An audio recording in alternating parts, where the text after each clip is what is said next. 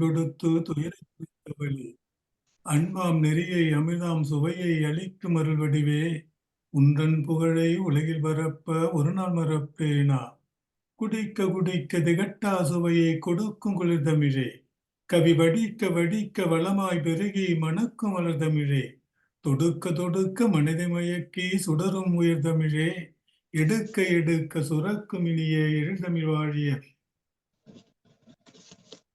நன்னூல் பவனந்தியார் அருளிச் செய்த நன்னூல் இலக்கணத்தை பாடம் கேட்க வந்திருக்கின்ற உங்கள் அனைவரையும் அன்போடு வரவேற்று மகிழ்கின்றேன்.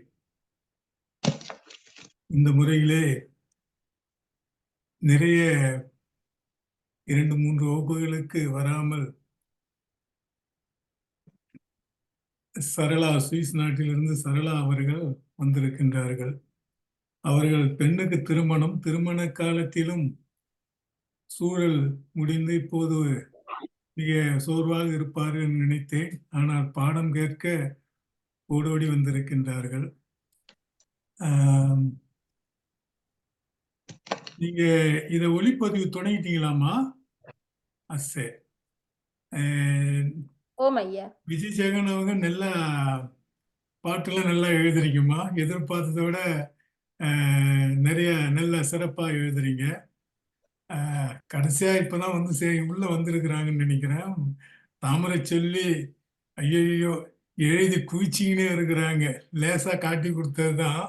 ஒரு நாளைக்கு 4-5 பாடல்கள் எழுதுறாங்க. மகிழ்ச்சி தான். நீங்க நிறைய எழுதுங்க. எவ்வளவு எழுதுகின்றீரோ அவ்வளவுக்கும் உங்களுக்கு வளர்ச்சி வரும். ஒரு நாளைக்கு 10 இல்லை 20 நானெல்லாம் ஒரு நாளைக்கு உங்களை போன்று இருக்கிற காலத்துல சொல்றேன். ஒரு 14-13 அகவையிலே சொல்றேன். ஒரு நாளைக்கு குறைந்தது 20-30 விருத்தங்களாவது எழுதுவேன். அப்படி எழுதினாதான் எனக்கு வந்து அன்றைய நாளே ஒரு இனிமையான நாளா இருக்கும். ஆனா ஆசிரியர் பிறந்தகைக்கு அவ்வளவு கொன்மை கொடுக்க மாட்டோம். ஏன்னா இந்த மாதிரி இன்னும் நிறைய படிப்பவர்கள் உடன் இருப்பதால எல்லாருக்கும் வாரத்துல ஒரே ஒரு விருத்தம், வாரத்தில் ஒரு விருத்தம் தான் ஆசிரியர் திருத்தி தருவார்கள்.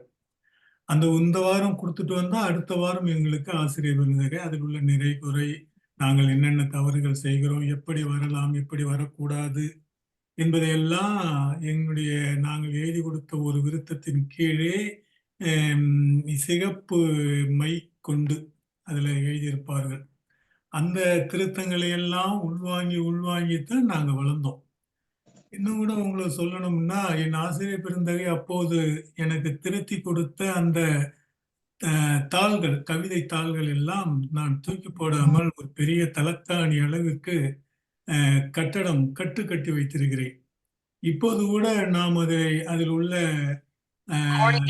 செய்திகளை பார்த்தோமானால் நமக்கு நிறைய இலக்கண செய்திகள் அதிலிருந்து கிடைக்கும். நாம் மறந்திருக்கின்ற பல செய்திகள் மீண்டும் நினைவுக்கு வரும். ஆசிரியர் அப்போது சொன்ன அந்த வார்த்தையோடு நமது செவிக்குள்ளே வந்து ஒலிப்பது போல் இருக்கும். அதெல்லாம் நீங்க நிறைய எழுதுங்க. இங்க நமது பயிலரங்கத்திலே ஒரு பாடல், இப்பொழுது ஒரு பாடல், பிறகு ஒரு 10 நாள் 20 நாள் சென்ற பிறகு 2 பாடல்கள் எழுதணும். ஒரு தலைப்பின் கீழ் 2 பாடல்கள் எழுதணும். அப்புறம் கொஞ்ச நாள் போன பிறகு ஒரு தலைப்பின் கீழ் 3 பாடல்கள். 3 பாடல்கள் ஒரு நாளைக்கு எழுதி நீங்கள் திருத்தத்தை பெற்றுக்கொண்டாலே மிக விரைவாக சிறந்த கவிஞர்களாக நீங்க உருப்பெற முடியும். சரி, இப்போது நன்னூல், இந்த நன்னூலுடைய இலக்கணம் எதற்கு? இந்த இலக்கணம் தான் யாப்புக்காக தான். யாப்பினுடைய பாடல்களை எப்படி எழுத வேண்டும், எப்படி சொல் வரும், எழுத்தினுடைய வகை என்ன, எழுத்துகள் சேர்ந்து சொல்லாகின்ற போது அந்த புணர்ச்சிகள் எல்லாம் எப்படி யாப்பிலே கையாளப்பட வேண்டும் என்பதற்காகத்தான் எழுத்து இலக்கணமும் சொல் இலக்கணமும் பொருள் இலக்கணமும். முன் வகுப்பிலே நம்ம ஒரு முதல் நூற்பா 67வது நூற்பாவில் என் பெயர் முறை பிறப்பு உருவம் மாத்திரை முதல் ஈறு இடைநிலை போலி என்ற பதம் புணர்வு என பன்னிரு பாற்றதுவே என்ன ஒரு 57வது நூற்பாவில் நாம் பார்த்தோம். அந்த நூற்பாவினுடைய விரிவைத்தான் நாம் இப்போது பார்த்து கொண்டு வருகிறோம். முதல் எண் என்பது என்ன, எழுத்துக்களின் எண்ணிக்கை என்ன என்பதை, முதல் எழுத்துக்கள் எத்தனை, சார்பு எழுத்துக்கள் எத்தனை என்பதை எல்லாம் முதல்ல சில நூற்பாக்களிலே பார்த்து முடித்தோம். இப்போது பெயர் பார்த்து கொண்டிருக்கிறோம். பெயர் உயிரெழுத்து என்றும் மெய்யெழுத்து என்றும், அந்த பெயருக்கான காரணம் என்ன, உயிரெழுத்திலே வள்ளி குறில் என்றும் நெடில் என்றும் குற்றெழுத்து என்றும் நெற்றெழுத்து என்றும் அது பெயர் பெற்ற காரணம் என்ன, மெய்யெழுத்திலே வல்லினம் என்றும் மெல்லினம் என்றும் இடையினம் என்றும் அதற்கான பெயர் காரணம் என்ன, இப்படி நம்ம பார்த்துன்னு வந்து பிறகு சுட்டெழுத்துகள், எழுத்துகளிலே சில எழுத்துகள் சுட்டி காட்டுகின்ற பொருண்மையில் வருகின்ற போது அவை சுட்டெழுத்துகள் என்றும், வினா எழுத்துகள் என்றும், வினா எழுத்துகள் என்னென்ன, ஏ என்ற எழுத்து 2 ஏ, ஆ, ஓ, யா இவையெல்லாம் வினா எழுத்துகளாக வரும் என்று நாம் பார்த்தோம். இப்போது அதை தொடர்ந்து எழுத்துகளுடைய எழுத்து பெயர் காரணத்தையும் பார்த்தோம். இது முதல்ல இடுகுறி பெயர், காரண பெயர் என்பதை பார்த்தோம். இப்பொழுது அந்த பெயரை தொடர்ந்து இன்னும் சில இன்றைய வகுப்பிலே அநேகமாக பெயர் முடிந்துவிடும், பெயர் நிறைவு பெறும். அடுத்து முறை என்பது அந்த நம்முடைய நெடுங்கணக்கிலே ஏன் உயிரெழுத்தை முதலில் வைத்தார்கள், ஏன் மெய்யெழுத்தை பின்னே வைத்தார்கள், ஏன் ஆயுத எழுத்தை இடையில் வைத்தார்கள், அந்த உயிரெழுத்திலே ஆனா என்பது முதலில் வைத்ததற்கான காரணம் என்ன, இன்னன்னா என்கின்ற எழுத்தை இறுதியில் வைத்ததற்கான காரணம் என்ன, காணாவை தொடர்ந்து இக்கை தொடர்ந்து இங்கு வைந்ததுக்கான காரணம் என்ன, இச்சை தொடர்ந்து இஞ்சி வந்ததுக்கான காரணம் என்ன. ஆக 12 உயிரும் அந்த முறை வைப்பு என்ன காரணத்துக்காக, ஏன் அவ்வண்ணாய் முதலிலே வைத்திருக்கலாம் தானே, ஏன் ஈனாவை முதலிலே வைத்திருக்கலாம் தானே என்ற ஒரு கேள்வி எல்லாம் எழும். ஆனா என்று தொடங்கிய காரணம் என்ன, அவ்வண்ணா என்று முடிந்த காரணம் என்ன, அந்த வைப்பு அந்த 12 எழுத்துகளுக்கான முறை வைப்பு எதனால் எப்படி வைக்கப்பட்டது என்பதை இன்றைய வகுப்பிலே நம் பெயரை குறித்து இணை எழுத்து என்று தமிழிலே சில எழுத்துகள் இருக்கின்றன.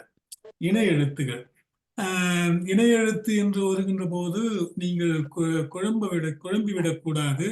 யாப்புக்கென்று தனியாக இன மோனை இருக்கிறது, இன மோனை என்று பெயர்.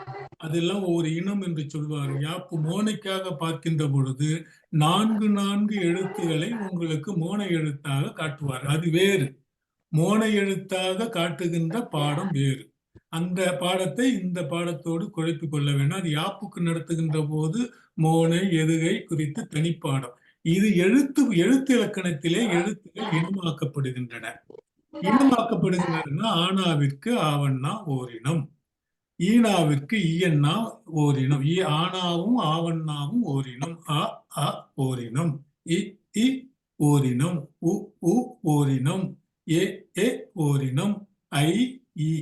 இப்ப ஐயன்னா வருகின்ற போது உங்களுக்கு அந்த நெடிலுக்கு இப்ப மேல இருந்து நீங்க பார்த்துக்கினே வந்தீங்கன்னா ஆ இ உ இதுக்கெல்லாம் ஒரு ஜோடி இருக்கிறது போல ஒன்னோட ஒண்ணு பக்கத்திலே இருக்குது, இயற்கையா இருக்குது. ஆனா ஐயன்னா குறியலுக்கு நெடில் இருக்குது, இப்படி வச்சுக்கலாம், குறியலுக்கு நெடில் இருக்குது. ஆனால் ஐயன்னாவுக்கு வருகின்ற போது நெடில் தான் இருக்கிறதே தவிர குறில் இல்லை. அதுபோன்று அவ்வண்ணாவுக்கும் நெடில் தான் இருக்கிறதே தவிர குறில் இல்லை. இந்த 2 எழுத்து குறில் இல்லை. இதற்கு என்ன எப்படி இனம் சேர்க்க வேண்டும் என்பதைத்தான் இந்த 71வது நூற்பா ஐ ஓ ஐயன்னாவும் ஐ ஓ இ உச்சரிய முதலெழுத்து. ஐயன்னாவும் அங்க அவ்வண்ணா ஒரு எழுத்து அங்க குறையுது, அவ்வண்ணான்னு வரணும். ஐ ஓ ஐ அவுன்னு வரணும்.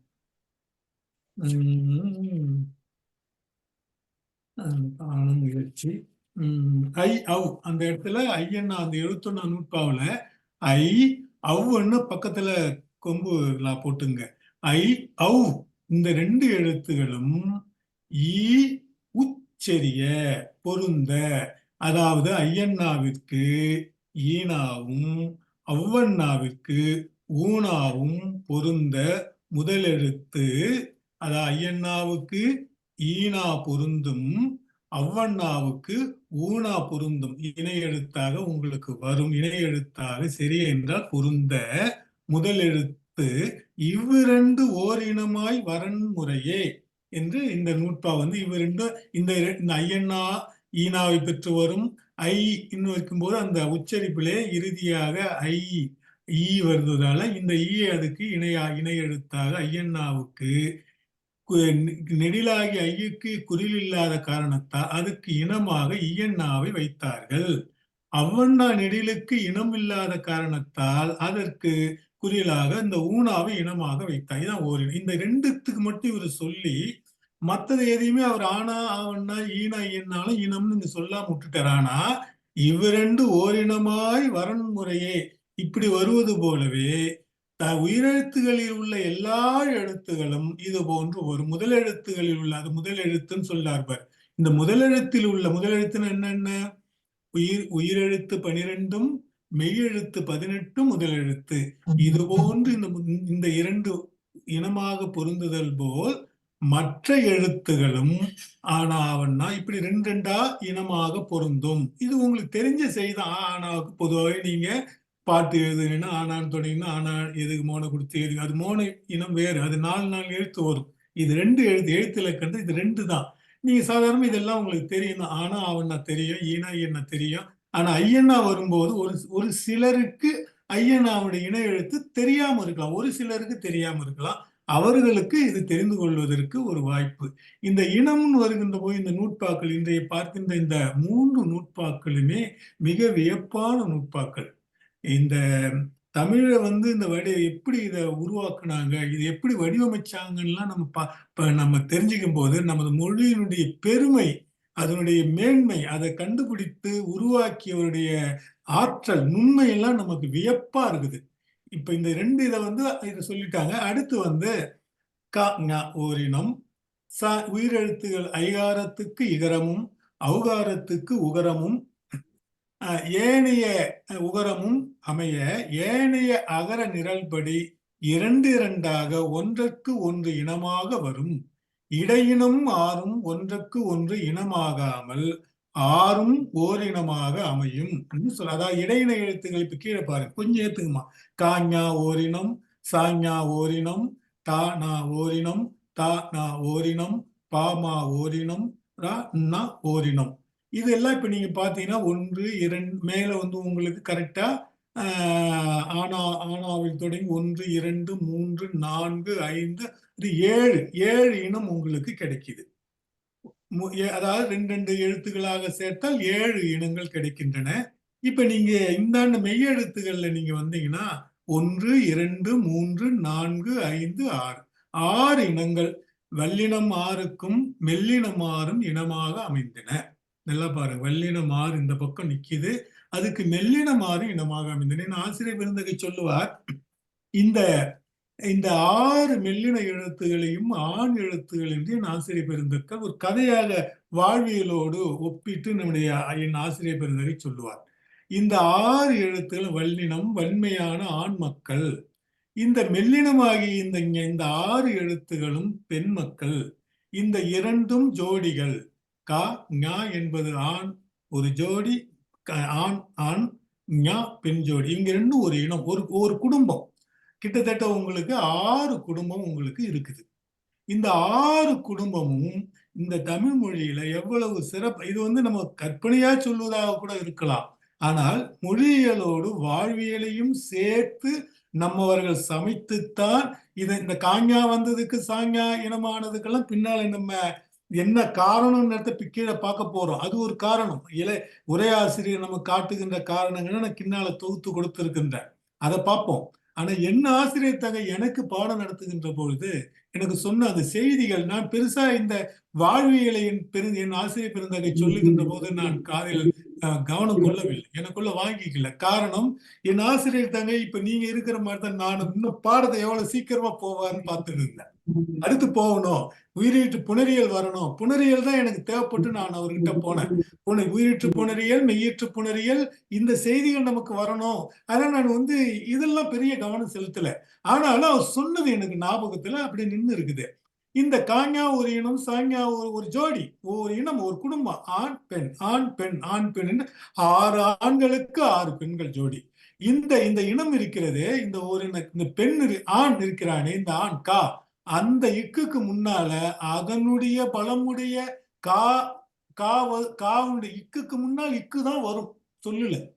தனக்கு முன்னால் தன்னுடைய இனமே வருகின்ற வன்மையை கொண்டவன் அந்த கா என்ற ஒரு எழுத்து.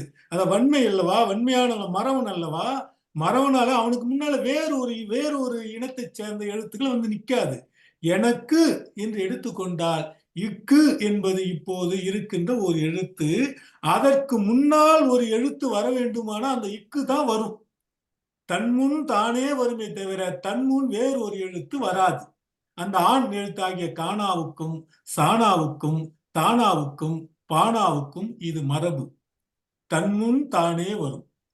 பா இம் அதாவது பங் சங்கு சங் ச மங்கை மங்கைன்னு வரும்போது அது இன்னொரு இங்கு வருது அங்க. இச்சு வருகின்ற மாதிரி பச்சை பச்சைன்னு ஒரு சொல்ல பார்த்தா அதுக்கு முன்னால இச்சி தான் வரும். பத்து இன்னும் சொல்ல பார்த்தீங்கன்னா இத்துக்கு முன்னால எப்படி இத்து வருதுன்னா ஏ ந இக்கு. இந்த கூவை நீங்க பிரிச்சீங்கன்னா இக்கு ஊ இருக்கும். கூவை பிரிச்சு பார்த்தீங்கன்னா இக்கு ஊ இருக்கும். அப்ப ஏன இக்கு இருக்குது. இந்த கூவை பிரிச்சீங்கன்னா கூவுக்கு முன்னால் இக்கு வந்து தனக்கு முன் தானே நிற்கும். அதாவது அந்த மரம் வீரம் பொருந்திய அந்த எழுத்தின் முன்ன வேறு ஒரு வீரன் எதிர் வந்து நிற்க மாட்டான். அவனுக்கு அவனே அவனுடைய இணை எழுத்துகளே வந்து அந்த இனத்தை சார்ந்த எழுத்துகளே வருமே தவிர தன்முன் தானே வரும். அப்படி வச்சுங்க, தன்முன் தானே வருமே தவிர வேறொருவன் வருவதற்கு அந்த எழுத்து இடம் கொடுக்காது. இது ஒரு நிலை. அந்த ஆண் வன்மை என்கின்ற வீரத்திற்கான அடையாளமாக அந்த 4 எழுத்துகளும் கானா சானா தானா பானா இந்த 4 எழுத்துகளும் தன்முன் தானே வரும்.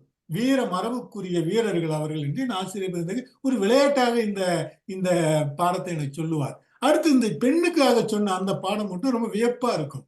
இந்த பெண் எழுத்தாக இங்கு இருக்குது. இந்த எழுத்து தன்முன் தானும் வரும். தன்முன் தன்னுடைய இனமாகிய தன்முன் தானும் அந்த பெண்ணே அதுக்கு முன்னால வரும். அதனுடைய இனத்துக்குரிய இனங்கள் வரும். அதே சமயம் அந்த இங்கு முன்னால அதனுடைய கணவனாகிய கா மட்டும்தான் வரும். வேறு ஒரு கணவன் வரும், வேறு ஒரு ஆண் எழுத்து வராதுன்னு ஆசிரியர் பெருந்தகை சொல்லுவார். இப்ப இங்கு பங்குன்னு வச்சீங்கன்னா பா இங்கு இருக்குது. இங்குக்கு முன்னால நீங்க அந்த கூவை பிரிச்சுன்னா இக்கு இருக்கும். அப்ப இங்குக்கு முன்னால அந்த பெண்ணுடைய கணவனாகிய இங்கு என்ற எழுத்து தான் வரும் என்று என் ஆசிரியர் இது ஒரு இல்லறத்தோடு தொடர்புபடுத்தி என்னுடைய ஆசிரியர் இதுக்கு விரிவான விளக்கம் சொல்லுவார். எனக்கு சின்ன பிள்ளையில அதெல்லாம் சுவையாகவும் கேட்டேன். இருந்தாலும் அது உங்களுக்கு சுருக்கமா இந்த இடத்துல இதையெல்லாம் நமது ஆண் பெண் என்ற எழுத்திலே சமாளித்த இந்த ட நா என்ற இந்த எழுத்து ஆண் எழுத்து, இதுக்கு இன்னு பெண் எழுத்து, இந்த ரா கீழே இருக்கிற ரா நா என்பது ஆண் பெண் எழுத்து. இந்த எழுத்துகள் மொழிக்கு முதலாக வராத போனதற்கு காரணம் என்ன சொல்லுவார் என்றால் இந்த இரண்டு தன்னகரமும் ரென்னகரமும் வேறு ஒரு ஆண் எழுத்தோடு வந்துவிட்ட காரணத்தால் இந்த 4 எழுத்துகளையும் மொழிக்கு முதலாக நமது முன்னோர்கள் அனுமதிக்கவில்லை என்ற ஒரு உயர்ந்த தத்துவத்தை என் ஆசிரியர் பெருந்தகை சொல்லுவார். இது ஒரு தத்துவமா வச்சு ஒரு ஒரு கதையா வச்சுக்கோ. நமது எழுத்துகள் இப்படியெல்லாம் புனையப்பட்டு அமைக்கப்பட்டு இருக்கின்றன என்பதை என் ஆசிரியர் நன்னூல் முழுவதுக்குமே அவர் வாழ்வியலாளர் சொல்லுவார். ஒவ்வொரு புணர்ச்சிக்கும் அவர் வாழ்வியல் சொல்லுவார். எனக்கு நினைவு வந்ததெல்லாம் உங்களுக்கு சொல்றேன். இந்த இடத்துல இது இனமாக உங்களுக்கு பார்க்கப்பட்டா ஏறல வழல இடையினம் மாறும் ஓர் இனமான்னு சொல்லி இந்த 6 எழுத்துகளையும் ஆச்சரியம் இருந்தாங்க. இந்த 6 குடும்பத்திற்கும் 6 பிள்ளை எழுத்துகளாக காட்டுவார். இது அவர் எவ்வளவு அருமையான கருத்து பாரு. இந்த 6 பிள்ளை எழுத்துக்கள் சொல்லி இந்த 6 பிள்ளை எழுத்துல சிறந்த பிள்ளைகளாக யானாவும் வானாவும் திகழ்கின்றன. மற்றதெல்லாம் ஊதாரி பிள்ளைகள் என்று சொல்லி இந்த யானாவையும் வானாவையும் நமது முன்னோர்கள் உடன்படுமையாக சிறந்த பிள்ளைக்கான அடையாளமாக என்னுடைய ஆசிரியர் சொல்லுவார். உடன்படுமையாக யகரமும் வகரமும் வந்து 2 சொற்புணர்ச்சி கடினப்படுகின்ற போது தன் முதுகை தோளிலே சுமந்து அந்த சொல்லை உச்சரிப்பதற்கு உதவுகின்றன, அந்த குடும்பத்தை காக்கின்றன என்பதால் யானாவும் வானாவும் உடன்படுமையாக நமது முன்னோர்கள் வைத்து அந்த யகரத்தையும் வகரத்தையும் மொழி முதலாக ஆக்கினார்கள். ஊதாரியாக இருக்கின்ற 4 பிள்ளைகளை மொழி முதலாக ஆக்காமல் விடுத்தார்கள் என்று என்னுடைய ஆசிரியர் தகை இது ஒரு வாழ்வியலோடு ஒப்பிட்டு இந்த இனத்தினுடைய பாடத்தை ஆசிரியர் பெருந்தகை சொல்லுவார். சரி, இப்போது நம்ம பார்ப்போம். இந்த ஆவண்ணா இனம். ஐயா கொஞ்சம் ஒரு கேள்வி கேட்டுக்கொள்ளலாமா? அந்த தன்முன் தானே வரும், அதுக்கு அடுத்தது கொஞ்சம் எனக்கு விளங்கல நீங்க சொன்னது. அதாவது தன்முன் தானே வரும் அது பின்னால விரிவா பாடம் வருமா, அப்ப பாத்துக்கலாம். தன்முன் தான் வரும் எழுத்துகள், தன்முன் தான் வராத எழுத்துகள், தன்முன் தானும் தன்முன் பிறவும் வரும் எழுத்துக்களை நம்ம அடுத்து பார்க்க போறோம். அப்ப அதாவது 3 நிலையா வருமா? தன்முன் தான் வரும் எழுத்துகள் ஒரு நிலை. இப்ப இக்குக்கு முன்னால இக்கு தான் வரும். இச்சுக்கு முன்னால இன்னொரு இச்சு தான் வரும். இத்துக்கு முன்னால இன்னொரு இத்து தான் வரும். இப்புக்கு முன்னால இன்னொரு இப்பு தான் வரும். வேற எழுத்து வராது, வேற ஒரு ஒற்று வராது. ஆனா இங்கு இருக்குத, இங்குக்கு முன்னால இங்கும் வரும், அதனுடைய இனமான ககரமும் காணாவும் வரும். அதுதான் ஒரு இனம் நாங்க போட்டுக்குது. ஆனா இங்குக்கு முன்னால சாணா வராது, இங்குக்கு முன்னால டானா வராது, இங்குக்கு முன்னால தானா வராது. இங்குக்கு முன்னால இங்கே வரும். அது நான் அடுத்த பாடத்துல உதாரணத்தோட சொற்கள் சொல்றேன். இங்குக்கு முன்னால இங்கே வரும், அல்லது அதன் கணவனோடு அது வரும். இப்படிதான் ஆசிரியர் ஒரு பாடமாக ஒரு வாழ்வியலோடு ஒப்பிட்டு சொன்னார். அடுத்து தன்முன் தானே வருகின்ற எழுத்துகள், தன்முன் தானும் தன்முன் பிறவும் வருகின்ற எழுத்துகள் இந்த எழுத்துக்கு இந்த 6 எழுத்துமே தன்முன் தானும் பிறவும் வரும். தன்முன் பிற மட்டும் வருகின்ற எழுத்துகள் இருக்கின்றன. தன்முன் தான் வராது. இப்ப ரா இருக்குத, இந்த ராவும் இந்த இழும் தன்முன் தான் வராது. அதெல்லாம் நம்ம விரிவா பின்னால பார்க்கலாமா. தன்முன் பிற எழுத்துக்களே வரும். அதெல்லாம் எந்தெந்த எழுத்துக்கள்னு ஒவ்வொரு நூட்பாவா வரும். அப்போது நம்ம பார்க்கலாம். இப்போ ஒரு சும்மா ஒரு கதையா இந்த எழுத்துக்கள் இணை எழுத்துகள் அது மட்டும் உங்களுக்கு புரிந்தால் போதும். அந்த இணை எழுத்துகள் எப்படி உருவாகி, இதுக்கு உரையாசிரியர் நீண்ட உரை இருக்குதுமா. இந்த 6 இப்ப பாத்தீங்கன்னா இந்த 6 ஏழ வழல இந்த 6 ஓரினம் என்று பிற்காலத்தில் வந்த உரைகள் சொல்லுகின்றன. ஆனால் முன்னே உள்ள உரைகள் அப்படி சொல்லல. மயிலநாதன் உரை இது இரண்டு எழுத்துகளும் ஒரு இனம் என்று சொல்றாங்க. அதெல்லாம் யாரா ஒரு இனம், லாவா ஒரு இனம், ராலா ஒரு இனம். அந்த மேலுள்ளது போல இது இனமா முன்னுரை பழைய உரைகள் நமக்கு காட்டுகின்றன. அதையெல்லாம் நான் பின்னால உங்களுக்கு எழுதியிருக்கிறேன். இப்ப நீங்க இறுதியா நமக்கு நன்னூலுடைய இறுதியான உரையாசிரியர் சொல்கின்ற செய்தி, இந்த 6ம் ஓரினமாம் என்று சொல்கின்ற ஒரு செய்தி தான் இறுதியா உள்ள செய்தி. முன்னோர் உள்ளது இந்த 2த்துக்கும் உள்ளதுக்கான சில ஒப்புமைகளை சொல்லி அவங்க இது என்ன உரமா இனமா ஆகும் சொல்லி முன்னுரைகள் சில சொல்கின்றன. அதை பற்றி நம்ம பார்ப்போம். இப்ப ஆனாவும் ஆவண்ணாவும் எந்த அடிப்படையில ஓர் இனமானது? இப்ப பாத்தீங்கன்னா பின்னால வருகிற நூற்பா இனமா ஆவதற்கான காரணம் என்ன என்று அடுத்த நூற்பா சொல்லும். அதை நீங்க இனமாவதுக்கு என்னென்ன காரணம் இருக்குது. இப்ப நான் தமிழன் சொல்றேன்னு வச்சுக்கீங்கன்னா எந்த காரணத்தை தமிழன் ஆகுறேன்? தமிழை பேசுகின்ற காரணத்தால் நான் தமிழ் இனத்தை சார்ந்தவனா ஆகிறேன். ஒன்று. சரி, தமிழன் என்று எந்த காரணத்தால நான் சொல்ல போறேன்? தமிழ் நிலத்தில் பிறந்தவனால் நான் தமிழன். அப்ப பிறப்பு தான் ரொம்ப முக்கியமானதாக கருதப்படுகிறது. இந்த பிறப்பிலும் எழுத்துடைய பிறப்பு தான் முக்கியமா கருதப்படும். பிறப்புன்னா எழுத்துகள் தோன்றுகின்ற இடம். பிறப்பு என்றால் எழுத்து நமக்கு தோன்றுகின்ற இடத்தை சொல்லுகின்ற பொழுது மார்பை சொல்லுவார்கள். இங்கு அதாவது அணுதிரள் ஒளி என்று சொன்னமே, அந்த அணுதிரளா உருவாகின்ற செவிக்கு இனிய ஒளிகள் நமக்கு மார்பிலே இருந்து பிறக்கின்ற எழுத்துகள் சில. அடுத்து மூக்கிலே இருந்து பிறக்கின்ற எழுத்துகள் சில. இந்த அடுத்து சிலது தொண்டையிலே, இந்த கண்டம் என்று சொல்லப்படுகின்ற இந்த இடத்திலே இருந்து தொண்டையிலே இருந்து பிறக்கின்ற எழுத்துகள் சில. தலையிலே இருந்து பிறக்கின்ற எழுத்துகள் சில. ஆக 4 இடங்களில் எழுத்துகள் தோன்றுகின்றன. இது பிறப்பு. எழுத்துகள் தோன்றுகின்ற இடத்தை வைத்து பிறப்புகள் முடிவு செய்யப்படுகின்றன. மனிதன் எப்படி தோன்றுகின்ற நிலத்தில் எந்த நிலத்திலே தோன்றினானோ அந்த நிலத்துக்குரிய மனிதனாக அவன் இனத்துக்குரியவனாக பேசப்படுகிறான். அதுபோல் பிறப்பே எழுத்துகளுக்கு முதன்மையானது. மற்றதெல்லாம் அடுத்து வேற ஒற்றுமையெல்லாம் இருக்குது. இப்ப எழுதுகின்ற எழுத்திலே அது 2 ஒன்னா இருக்குது பாருங்க. ஆனாவும் ஆவண்ணாவும் இப்ப எனக்கு பாத்தீங்கன்னா ஜெயசக்தியும் இன்னொருத்தவங்க லண்டன்ல ஒரே மாதிரி இருப்பாங்க. அவங்க 2 பேரும் அக்கா தங்கச்சி முடிவு பண்ணிக்கிறோமா, ஓர் இனத்து மக்கள், ஓர் வயிற்று மக்கள் இல்லையாமா, இல்லையா, ஓர் வயிற்று மக்கள். அதனாலதான் அவங்க 2 ஒன்னா முகத்துல ஒன்னா இருக்கிறாங்க. முகம் அவங்க 2 பேருக்கு ஒன்னா இருக்குது. அப்ப ஓர் வயிற்றிலிருந்து பிறக்கின்ற போது உருவத்தாலும் ஒன்னாக வருகிறார்கள், குணத்தால ஒன்னா வருவார்கள். ஓர் வயிற்றுப்புக்கள் குணம் மாறாது, குணத்தால ஒன்னா இருப்பாங்க. தமிழர்கள் என்றால் அவனுக்கு வீரம் என்பது அவனுடைய பண்பு. அதனால வீரமுடையவன் தமிழன் என்பது அந்த வீர பண்பை வைத்து அவன் இனம் நிர்ணயிக்கப்படுது. இப்படி ஒரு இனம் நிர்ணயிக்கப்படுவதற்கு பல காரணங்கள் இருக்குது. சில காரணங்கள் சிலருக்கு பொருந்தும், சிலருக்கு பொருந்தாமல் போவோம். அதை எல்லா காரணமும் பொருந்தி வரணும்ன்ற அவசியம் இல்லை. ஒன்று பொருந்தினாலே நான் தமிழினத்தில் பிறந்தவன் என்பதால் நான் தமிழினத்தை சேர்ந்த இந்த ஒன்று பொருந்தினாலே போதும். நான் மொழியை பேசாமல் போனால் கூட நான் தமிழன் தான். ஒன்று பொருந்தினாலோ ஒன்றுக்கு மேற்பட்ட ஒற்றுமைகள் ஒத்துப்பட்டு வந்தாலும் இனம் அமைக்கப்படும். அது அடுத்த நூற்பாவில் நமக்கு அதை சொல்லுவாரு. நம்ம பார்க்கலாம் எந்தெந்த அடிப்படையில் உங்களுக்கு இனம் அமைக்கப்படும் என்பதை அடுத்த நூற்பா பார்க்கும். இப்போ உங்களுக்கு பிறப்பானும் உங்களுக்கு உயிரெழுத்து 12மே இந்த கண்டத்தில் தான் பிறக்குது, தொண்டையில் தான் பிறக்குது. சொல்கின்ற போது இந்த தொண்டையின் வழியாக பிறக்குது. இதிலே நம்ம முன்னோர்கள் இந்த பிறப்பை இந்த ஆனா அவனா என்று இதை பிரித்தார். இது ஒரு பெரிய நுட்பம். ஓரினம்னு பிரிச்சது ஒரு நுட்பம், ஓரினம்னு பிரிச்சது ஒரு பெரும் நுட்பம், ஊ என்று பிரித்தது ஒரு நுட்பம். அதை விட இந்த ஆனாவை முதல்ல ஏன் வச்சாங்க, ஏன் ஈனாவை 2வது வச்சாங்க, ஏன் ஊனாவை 3வது வச்சாங்க, ஏன் ஏனாவை 4வது வச்சாங்க, ஏன் ஓனாவை 5வது வச்சாங்க, ஏன் ஐயனாவை 5வது வச்சு, இப்படி இதெல்லாம் ஒரு பெரிய நுட்பத்தோட வச்சிருக்கிறாங்க.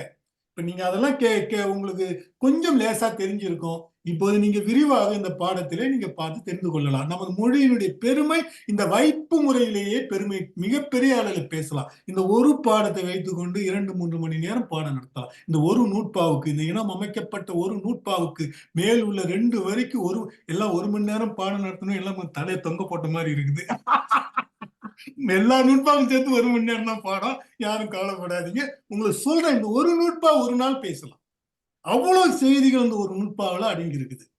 எல்லாத்தையும் சொல்லறதுக்கு நம்ம காலம் இல்லை. காலங்கள் வருகின்றதும் ஒவ்வொன்றாக பேசலாம். ஆனாவும் பிறப்பால் இந்த 12 எழுத்துகளும் பிறப்பால் ஒன்றுபட்டாலும் செய்கையாலும், செய்கைன்னா அதனுடைய புணர்ச்சிகள், ஒரு சொல்லும் இன்னொரு சொல்லும் சேருகிறது அல்லவா, அந்த செய்கையாலும் பொருளாலும் சில இடங்களிலே அங்கு என்று வருகின்ற அங்கு என்ற சொல்லும் ஆங்கு என்று வருகின்ற சொல்லும் ஒரே பொருள் குறிக்கும்.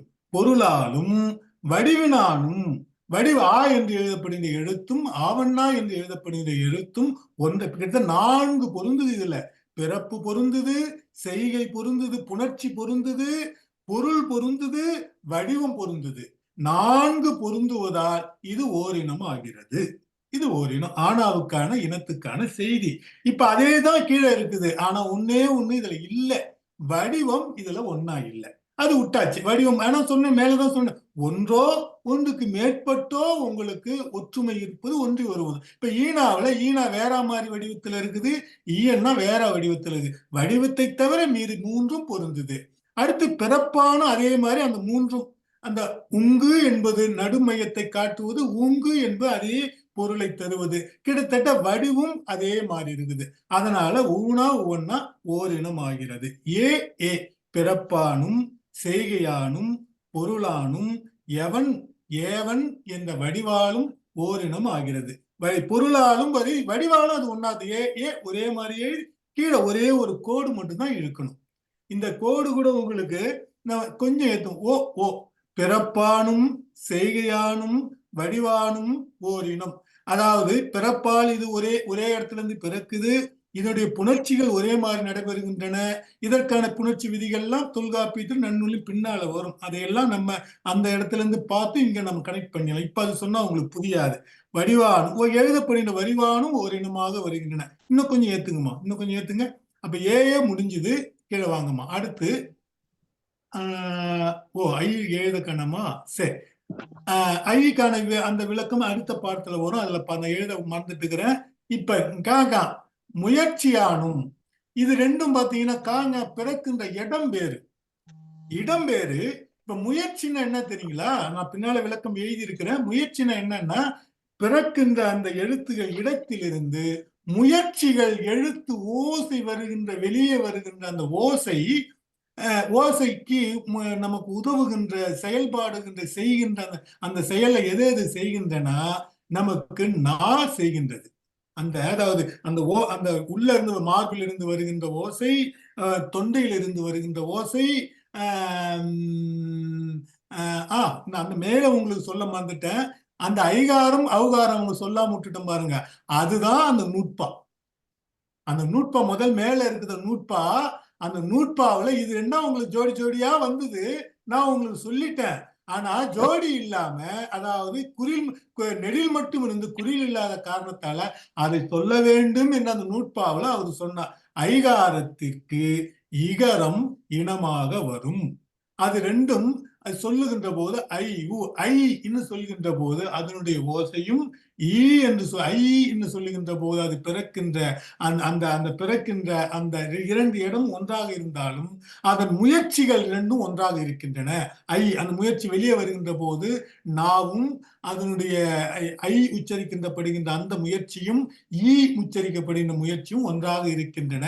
அது என்று சொல்லுகின்ற போது அந்த ஊவும் அவும் சொல்லுகின்ற போது உதடுகள் குவிகின்றன முயற்சி. அதனால் அந்த ரெண்டு எழுத்துக்கும் உங்களுக்கு ஐக்கு ஈனா இனமாகிறது, அவுக்கு ஊனா இனமாகிறது. இது உனக்கு இனமான எழுத்துக்களை சொல்லியாச்சு. இப்ப உங்களுக்கு ஆனாவுக்கு இனமானதற்கான காரணம் சொல்லிட்டேன். இப்ப உங்களுக்கு ஞாவுக்கான இனத்துக்கான காரணம். ஞா எப்படி உங்களுக்கு இனமானது என்றால், அது அந்த எழுத்து வெளியே வருகின்ற பொழுது நாக்கு உதவி செய்கிறது. நாக்கு தன்னுடைய முயற்சியை செய்கிறது. 1. பற்கள் தன்னுடைய முயற்சியை செய்கின்றன. 2. 3வது உதடுகள் குவிதாலும் குவிந்து அல்லது 2 உதடுகளும் தொட்டு கொள்வதாலும் எழுத்துகள் வெளியே வருகின்றன. அடுத்து மேல் அன்னம், அந்த மேவாய் என்று சொல்கிறார்களே, அந்த அன்னத்தினுடைய செயல்பாடுகள் உங்களுக்கு, அதனாலும் உங்களுக்கு ஓசை வருகின்றன. இப்ப மேல்வாயை இந்த நாக்கினுடைய அடிப்பகுதி போய் தடவுவதால் சில எழுத்துகள் பிறக்கின்றன. மேல்வாயை மேல்வாய் அடிப்பகுதினா எதுன்னா, மேல்வாயின் முதல் பகுதினா என்ன தெரியுங்களா? முதல்னா மேல்வாயின முன்னாடி நினைக்க கூடாது. இறுதிய வாய உள்ள நம்ம கையை விட்டா கடைசியா அந்த உள்நாக்கு இருக்குது பாரு, அந்த இடத்துல இருக்கிறதா முதல். அப்ப அதுவும் நாக்குக்கு முதல்னு எது சொல்லணும்னா, நாக்குடைய அடியைத்தான், உள்ள இருக்கிற பெருசா இருக்கிற பகுதியை தான் முதல்னு சொல்லணும். நாக்குக்கு முதல் அந்த உள்ள இருக்கிற பகுதி, வெளியில இருக்கிறத நுனின்னு சொல்லணும். நுனினா சொல்லணும். உள்ள இருக்கிறத அடிநான்னு சொல்லணும். நடுவுல இருக்கிற நாக்கு இருக்குது பாரு, நடு மையத்தை இடை நான்னு சொல்லணும். இதை முதல்ல புரிஞ்சுக்கணும். ஏன்னா இதை போட்டு குழப்ப கூடாது. நூற்பாக்கள்ல இதெல்லாம் வரும். அடிநா தொடுமே, இடைநா தொடுமே, நுனிநா தொடுமே என்ன வரும். அப்ப அடிநான்னா நுனினான்னு அர்த்தம். அடிநான்னா நீங்க அடிக்கு போயிடக்கூடாது. அது முதல் நான்னு சொல்லுவாங்க. முதல் நான்னு சொன்னா அடிநாக்குள்ள இருக்கிற அந்த உள்நாக்குன்னு சொல்லுவாங்கல்ல, அந்த இடத்துல இருக்கிற அதுக்கு முன்னாடி இருக்கிற பகுதி தான் முதல் நா. இடைனா நடுமையம், நாக்குக்கு நடுமையம். இதெல்லாம் நம்ம பின்னால படிக்கலாம். இப்ப முயற்சியானும் அந்த காவும் ஞாவும் ஒரே முயற்சியால், அதாவது அடிநாவை அடி மேல்வாயை தொடுகின்ற போது காஞா பிறக்கும். இதெல்லாம் உங்களுக்கு பிறப்பியல் இன்னும் விரிவா பார்க்கலாம். அதனால உங்களுக்கு அந்த எழுத்துக்களை புரியும். ஒரு எழுத்துக்கு மட்டும் உங்களுக்கு எடுத்து சொல்றேன். காஞா என்பது முயற்சி. அந்த காணாவும் ஞானாவும் நாக்குனுடைய முதல் பகுதி, மேல்வாயினுடைய அந்த முதல் பகுதி, அங்க இருக்கிற முதல் பகுதி ஒன்றோட ஒன்று தொடுகின்ற முயற்சியால் பிறக்கும். இது சொல்லி பார்த்தா உங்களுக்கு தெரியும். முயற்சி ஒன்னா இருக்குது. மாத்திரை இது எல்லாத்துக்குமே மாத்திரை ஒண்ணுதான், அரை மாத்திரை தான். அப்ப மாத்திரையால் இவை எல்லாமே ஒன்றாக ஆக்கப்படுகின்றன. மாத்திரையானும் செய்கையானும், செய்கைன்னா புணர்ச்சி. உங்களுக்கு முதல்ல செய்கைன்னா என்னன்னு உங்களுக்கு பொருள் தெரியாம இருக்கலாம். செய்கைன்னா புணர்ச்சி. பூக்குளம்னு வரும், பூங்குளம்னு வரும். இக்கு வர வேண்டிய இடத்துல இங்கும் வரும். பூ கூட்டல் குளம் பூக்குளம் இக்கு மிகுத்து வரும். பூ கூட்டல் குளம் பூங்குளம்னு வரும்.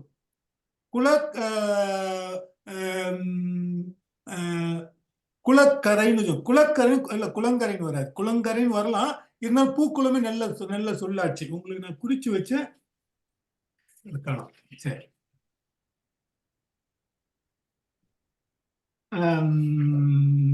அதாவது செய்கைன்னா புணர்ச்சியாலும் இந்த காஞா என்ற 2 எழுத்துகள் ஒத்து நடக்கின்ற இடங்கள் உள்ளன என்பதால் ஒத்து ஓரினம் ஆயின. அதுபோல் சாஞா இதுவும் முயற்சியாலும் மாத்திரையாலும் செய்கையாலும் ஒத்து ஓரினம் ஆயின. இதெல்லாம் நமக்கு பின்னால இந்த முயற்சிக்கு பின்னால ஒவ்வொரு எழுத்துக்கும் நமக்கு நூற்பா இருக்குது. அந்த இடத்துல நாம் விரிவாக எப்படி அந்த எழுத்துகள் எந்தெந்த எங்கிருந்து ஒளி பிறக்கின்றன, எந்த இடத்திலே சென்று அதை தொடுகின்றன, எப்படி வெளியே வருகின்றன என்பதையெல்லாம் அடுத்து இதை தொடர்ந்து வரும் நூற்பாக்களையும் நம்ம பார்க்கலாம். இப்ப அப்படியே மேல்மட்டமாக அப்படியே முயற்சியானும் மாத்தியான் ஓரினமாகின. தானா அது போல நாளாலும் ஓரினமாகின. பாமா அது போல நாளாலும் ஓரினமாகின. இங்க பாருங்க, இது ஒரே ஆசிரியர் இதை காட்டுறாங்க. அந்த இடத்துல நம்ம காட்டுகின்ற போது ஆறும் ஓரினம்னு சொன்னாங்க. ஆனா ஒரே ஆசிரியர்களுடைய சில இடங்கள்ல இந்த பகுதி இப்படி காணப்படுகிறது. யாரா இடத்தானும் செய்கையானும் மாத்திரையானும் ஒத்து ஓரினம் ஆயின.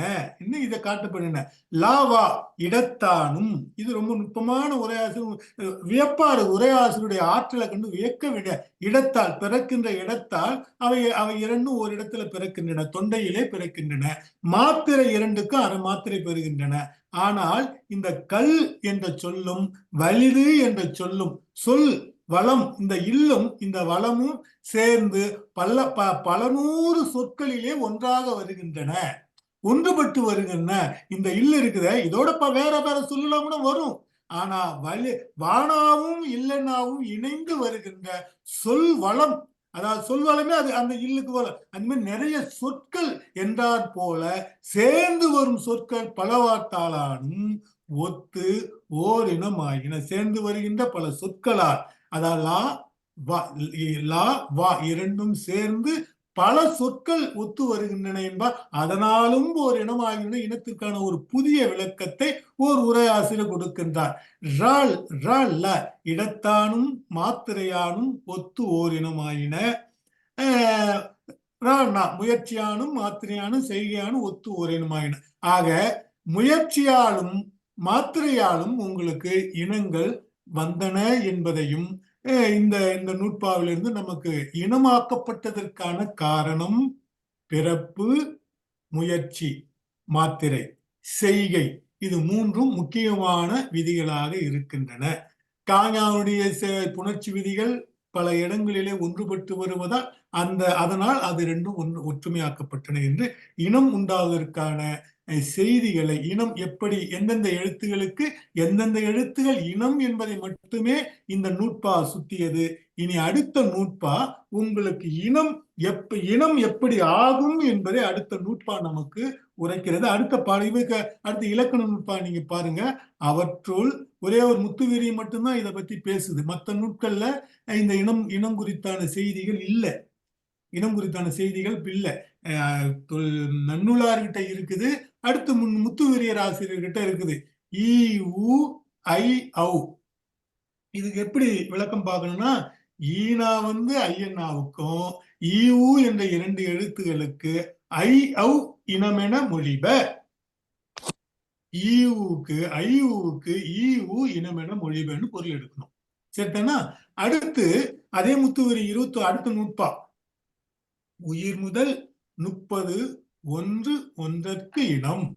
அதாவது உயிர் முதல் உங்களுக்கு இருக்கின்ற 30 மெய் உயிரெழுத்துக்கள் 12க்கும் மெய்யெழுத்துகள் 18ற்கும் மொத்தம் இருக்கின்ற 30 எழுத்துக்கும் இது போன்று 30 ஒன்றுக்கு ஒன்று இனமாக வருதல் மரபு என முத்துவீரி ஆசிரியரும் தன்னுடைய நூற்பா வழியாக இனம் அமைவதற்கான செய்தியை பதிவு செய்திருக்கின்றார் என சொல்லி, அடுத்த நூற்பா உங்களுக்கு இனம், அடுத்த பக்கத்தை போடுங்கம்மா.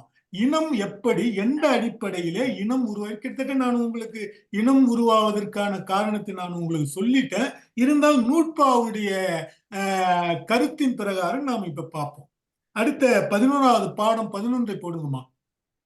தானம், முயற்சி, அதாவது தானம் என்கின்ற ஒரு நெறியாலும், முயற்சி என்ற ஒரு நெறியாலும், அளவு என்ற ஒரு நெறியாலும், பொருளாலும், வடிவாலும் ஆன ஒன்றாதி,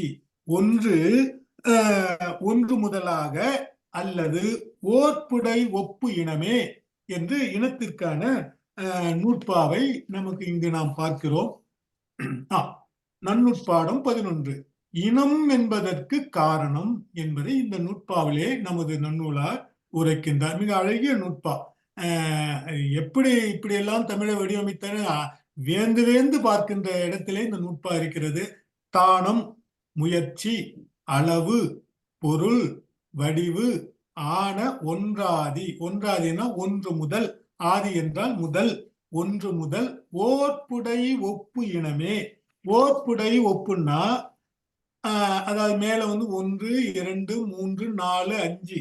ஆனா உரையாசிரியர்கள் இத்தோடு சேர்த்து புணர்ச்சியையும் உங்களுக்கு காட்டுகிறார்கள். புணர்ச்சி இலக்கணம், புணர்ச்சியாலும் இனமாக்கப்படும் என்ற செய்தியை உரையாசிரியர்களிடமிருந்து நாம் தெரிந்து கொள்கிறோம். சரி, நன்னூலார் கருத்து பாருங்க 1, 2, 3, 4, 5. இது மட்டுமில்லை, இன்னும் வேற என்னென்ன உங்களுடைய ஆய்வுக்கு முடிவுல இனமாக வருகிறதோ அதை ஏற்புடையதாக இருந்தால் ஏற்றுக்கொள்ளலாம். அவர்கள் முதன்மை கருதி இந்த 5 சொல்லப்பட்டது. இப்ப உரையாசிரியர் புணர்ச்சியை சேர்த்திருக்கிறாங்க அல்லவா? அப்ப உரையாசிரியர் புணர்ச்சியை சேர்த்திருக்கிறாங்கன்னா அது அதை விட்டுட்டாங்கன்னு அர்த்தம் இல்ல.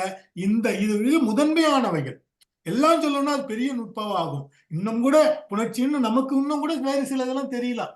இனமாவதற்கு வேறு சில நல்ல செய்திகள் நமக்கு தெரிந்தால் நாம் அதை இனம் என்று சொல்லிக் கொள்ளலாம், சொல்லலாம், அதையே வலியுறுத்தலாம். இப்ப தானம் என்றால் என்ன என்றால் ஸ்தானம் என்று வடமொழியில சொல்லுவார்கள். 1வது ஸ்தானம், 2வது ஸ்தானம், இந்த ஸ்தானத்திலிருந்து இங்க கடன் வாங்குன்னு கணக்குல சொல்லுவாங்க, கேள்விப்பட்டிருப்பீங்க.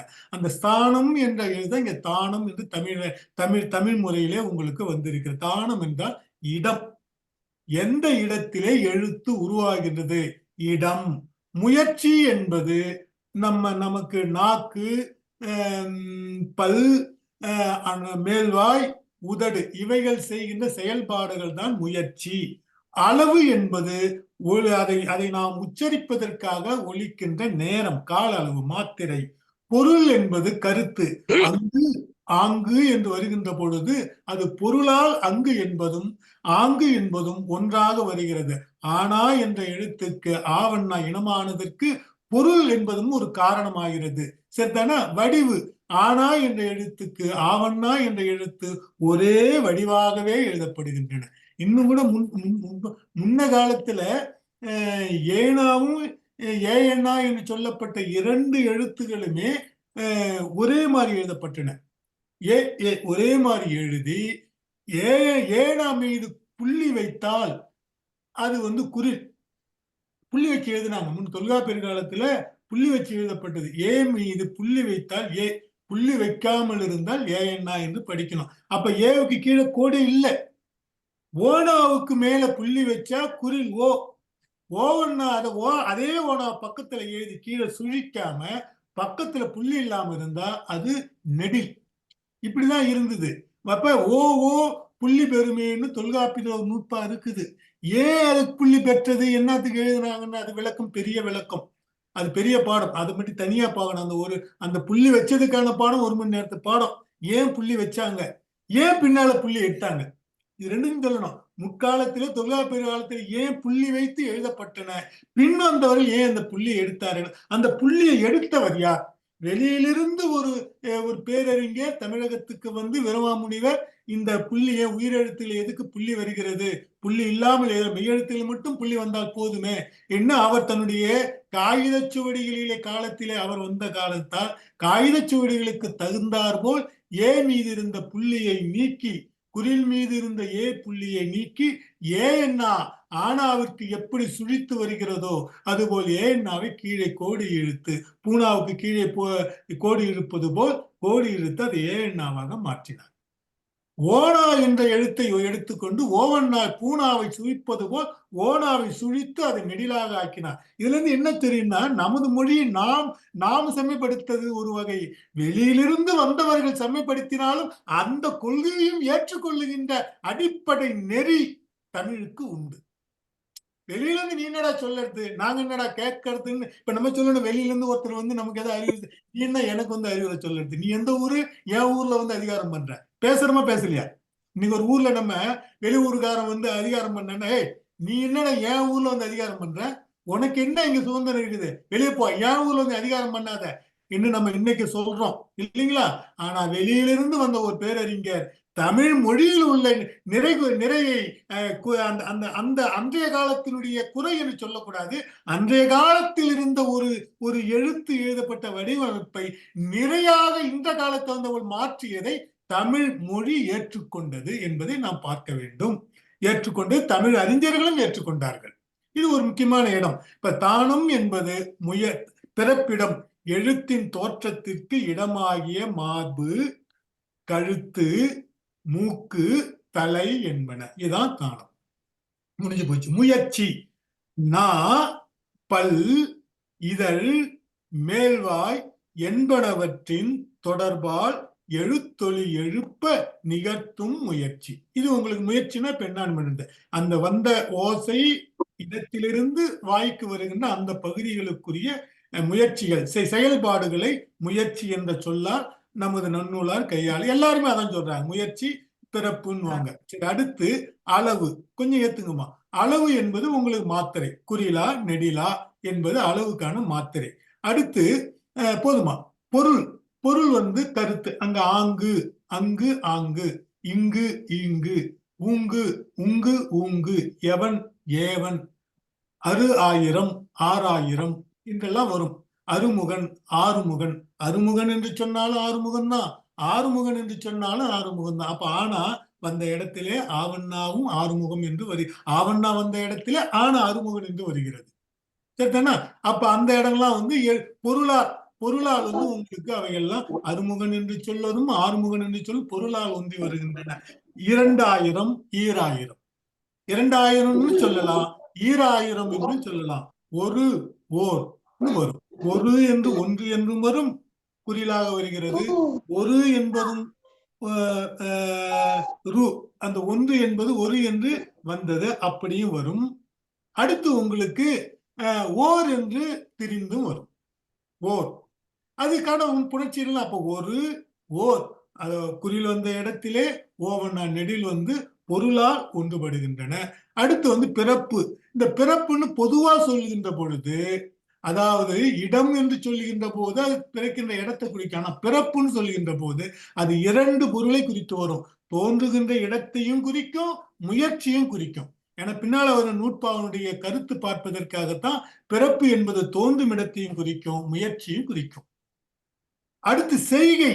செய்கை என்பது நான் சொன்ன உங்களுக்கு புணர்ச்சின்னு சொன்னேன். இதுல இங்க இல்ல, பின்னால இல்ல. அதாவது நூற்பாவல செய்கை குறித்தான செய்தி இல்ல.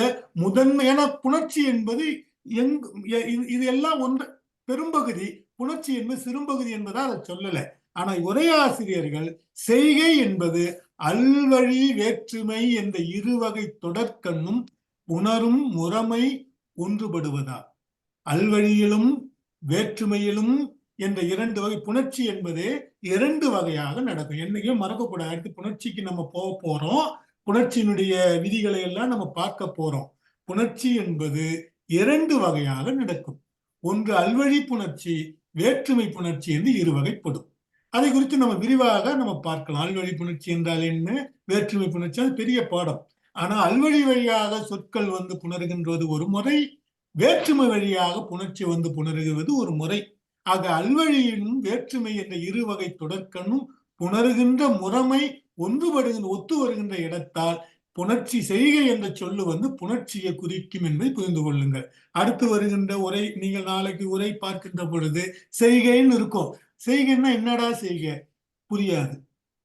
செய்கைன்னா என்ன ஒன்னும் நமக்கு தெரியலையே.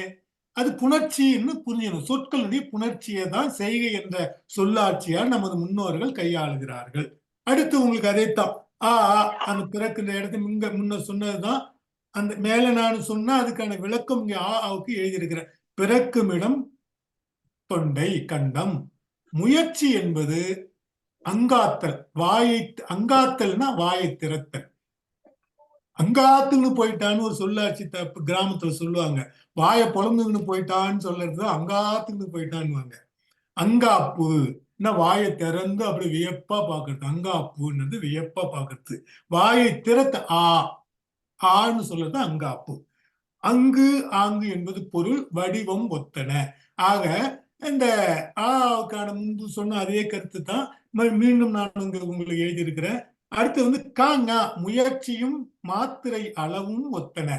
காங்கா பிறக்கின்ற முயற்சியும் காவுக்கும் ஞாவுக்கும் உள்ள ககரத்திற்கும் நகரத்திற்கும் உள்ள மாத்திரை அளவும் ஒத்தன. ரெண்டு முடிஞ்சு. அடுத்து கொஞ்சம் தூக்குமா, கொஞ்சம் கொஞ்சம் மேல ஏத்துங்க. ஏரேல வழல இடப்பிறப்பும் மாத்திரை அளவும் ஒத்தன. மேல உங்களுக்கு சொன்ன ஒரு வார்த்தை இந்த இந்த உங்களுக்கு மேல வந்து நான் உங்களுக்கு வந்து 5 நிலையில நன்னூலார் நமக்கு வந்து இனமாவதற்கான செய்திகளை சொல்றாரு. அது கூட அந்த இனம் வந்து 5 வரணும்னு அவசியம் இல்லை.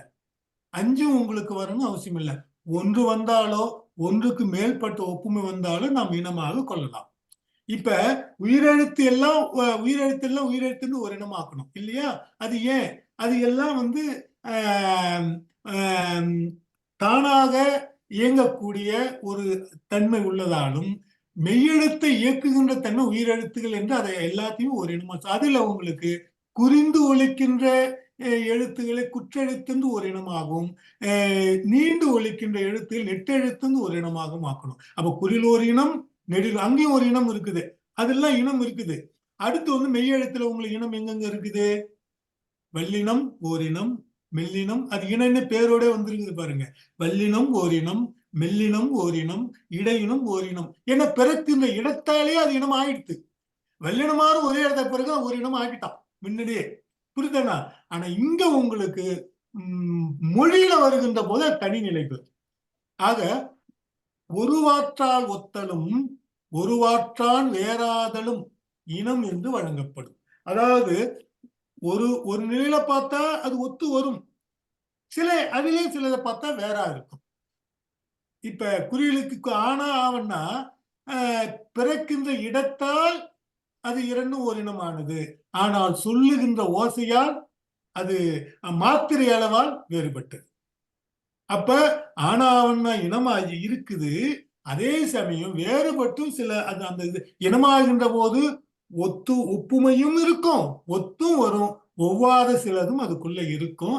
ஆனால் எந்த நிலையில் அது ஒத்து வருகிறது என்பதை பார்த்து நாம் இனமாக்க வேண்டும்.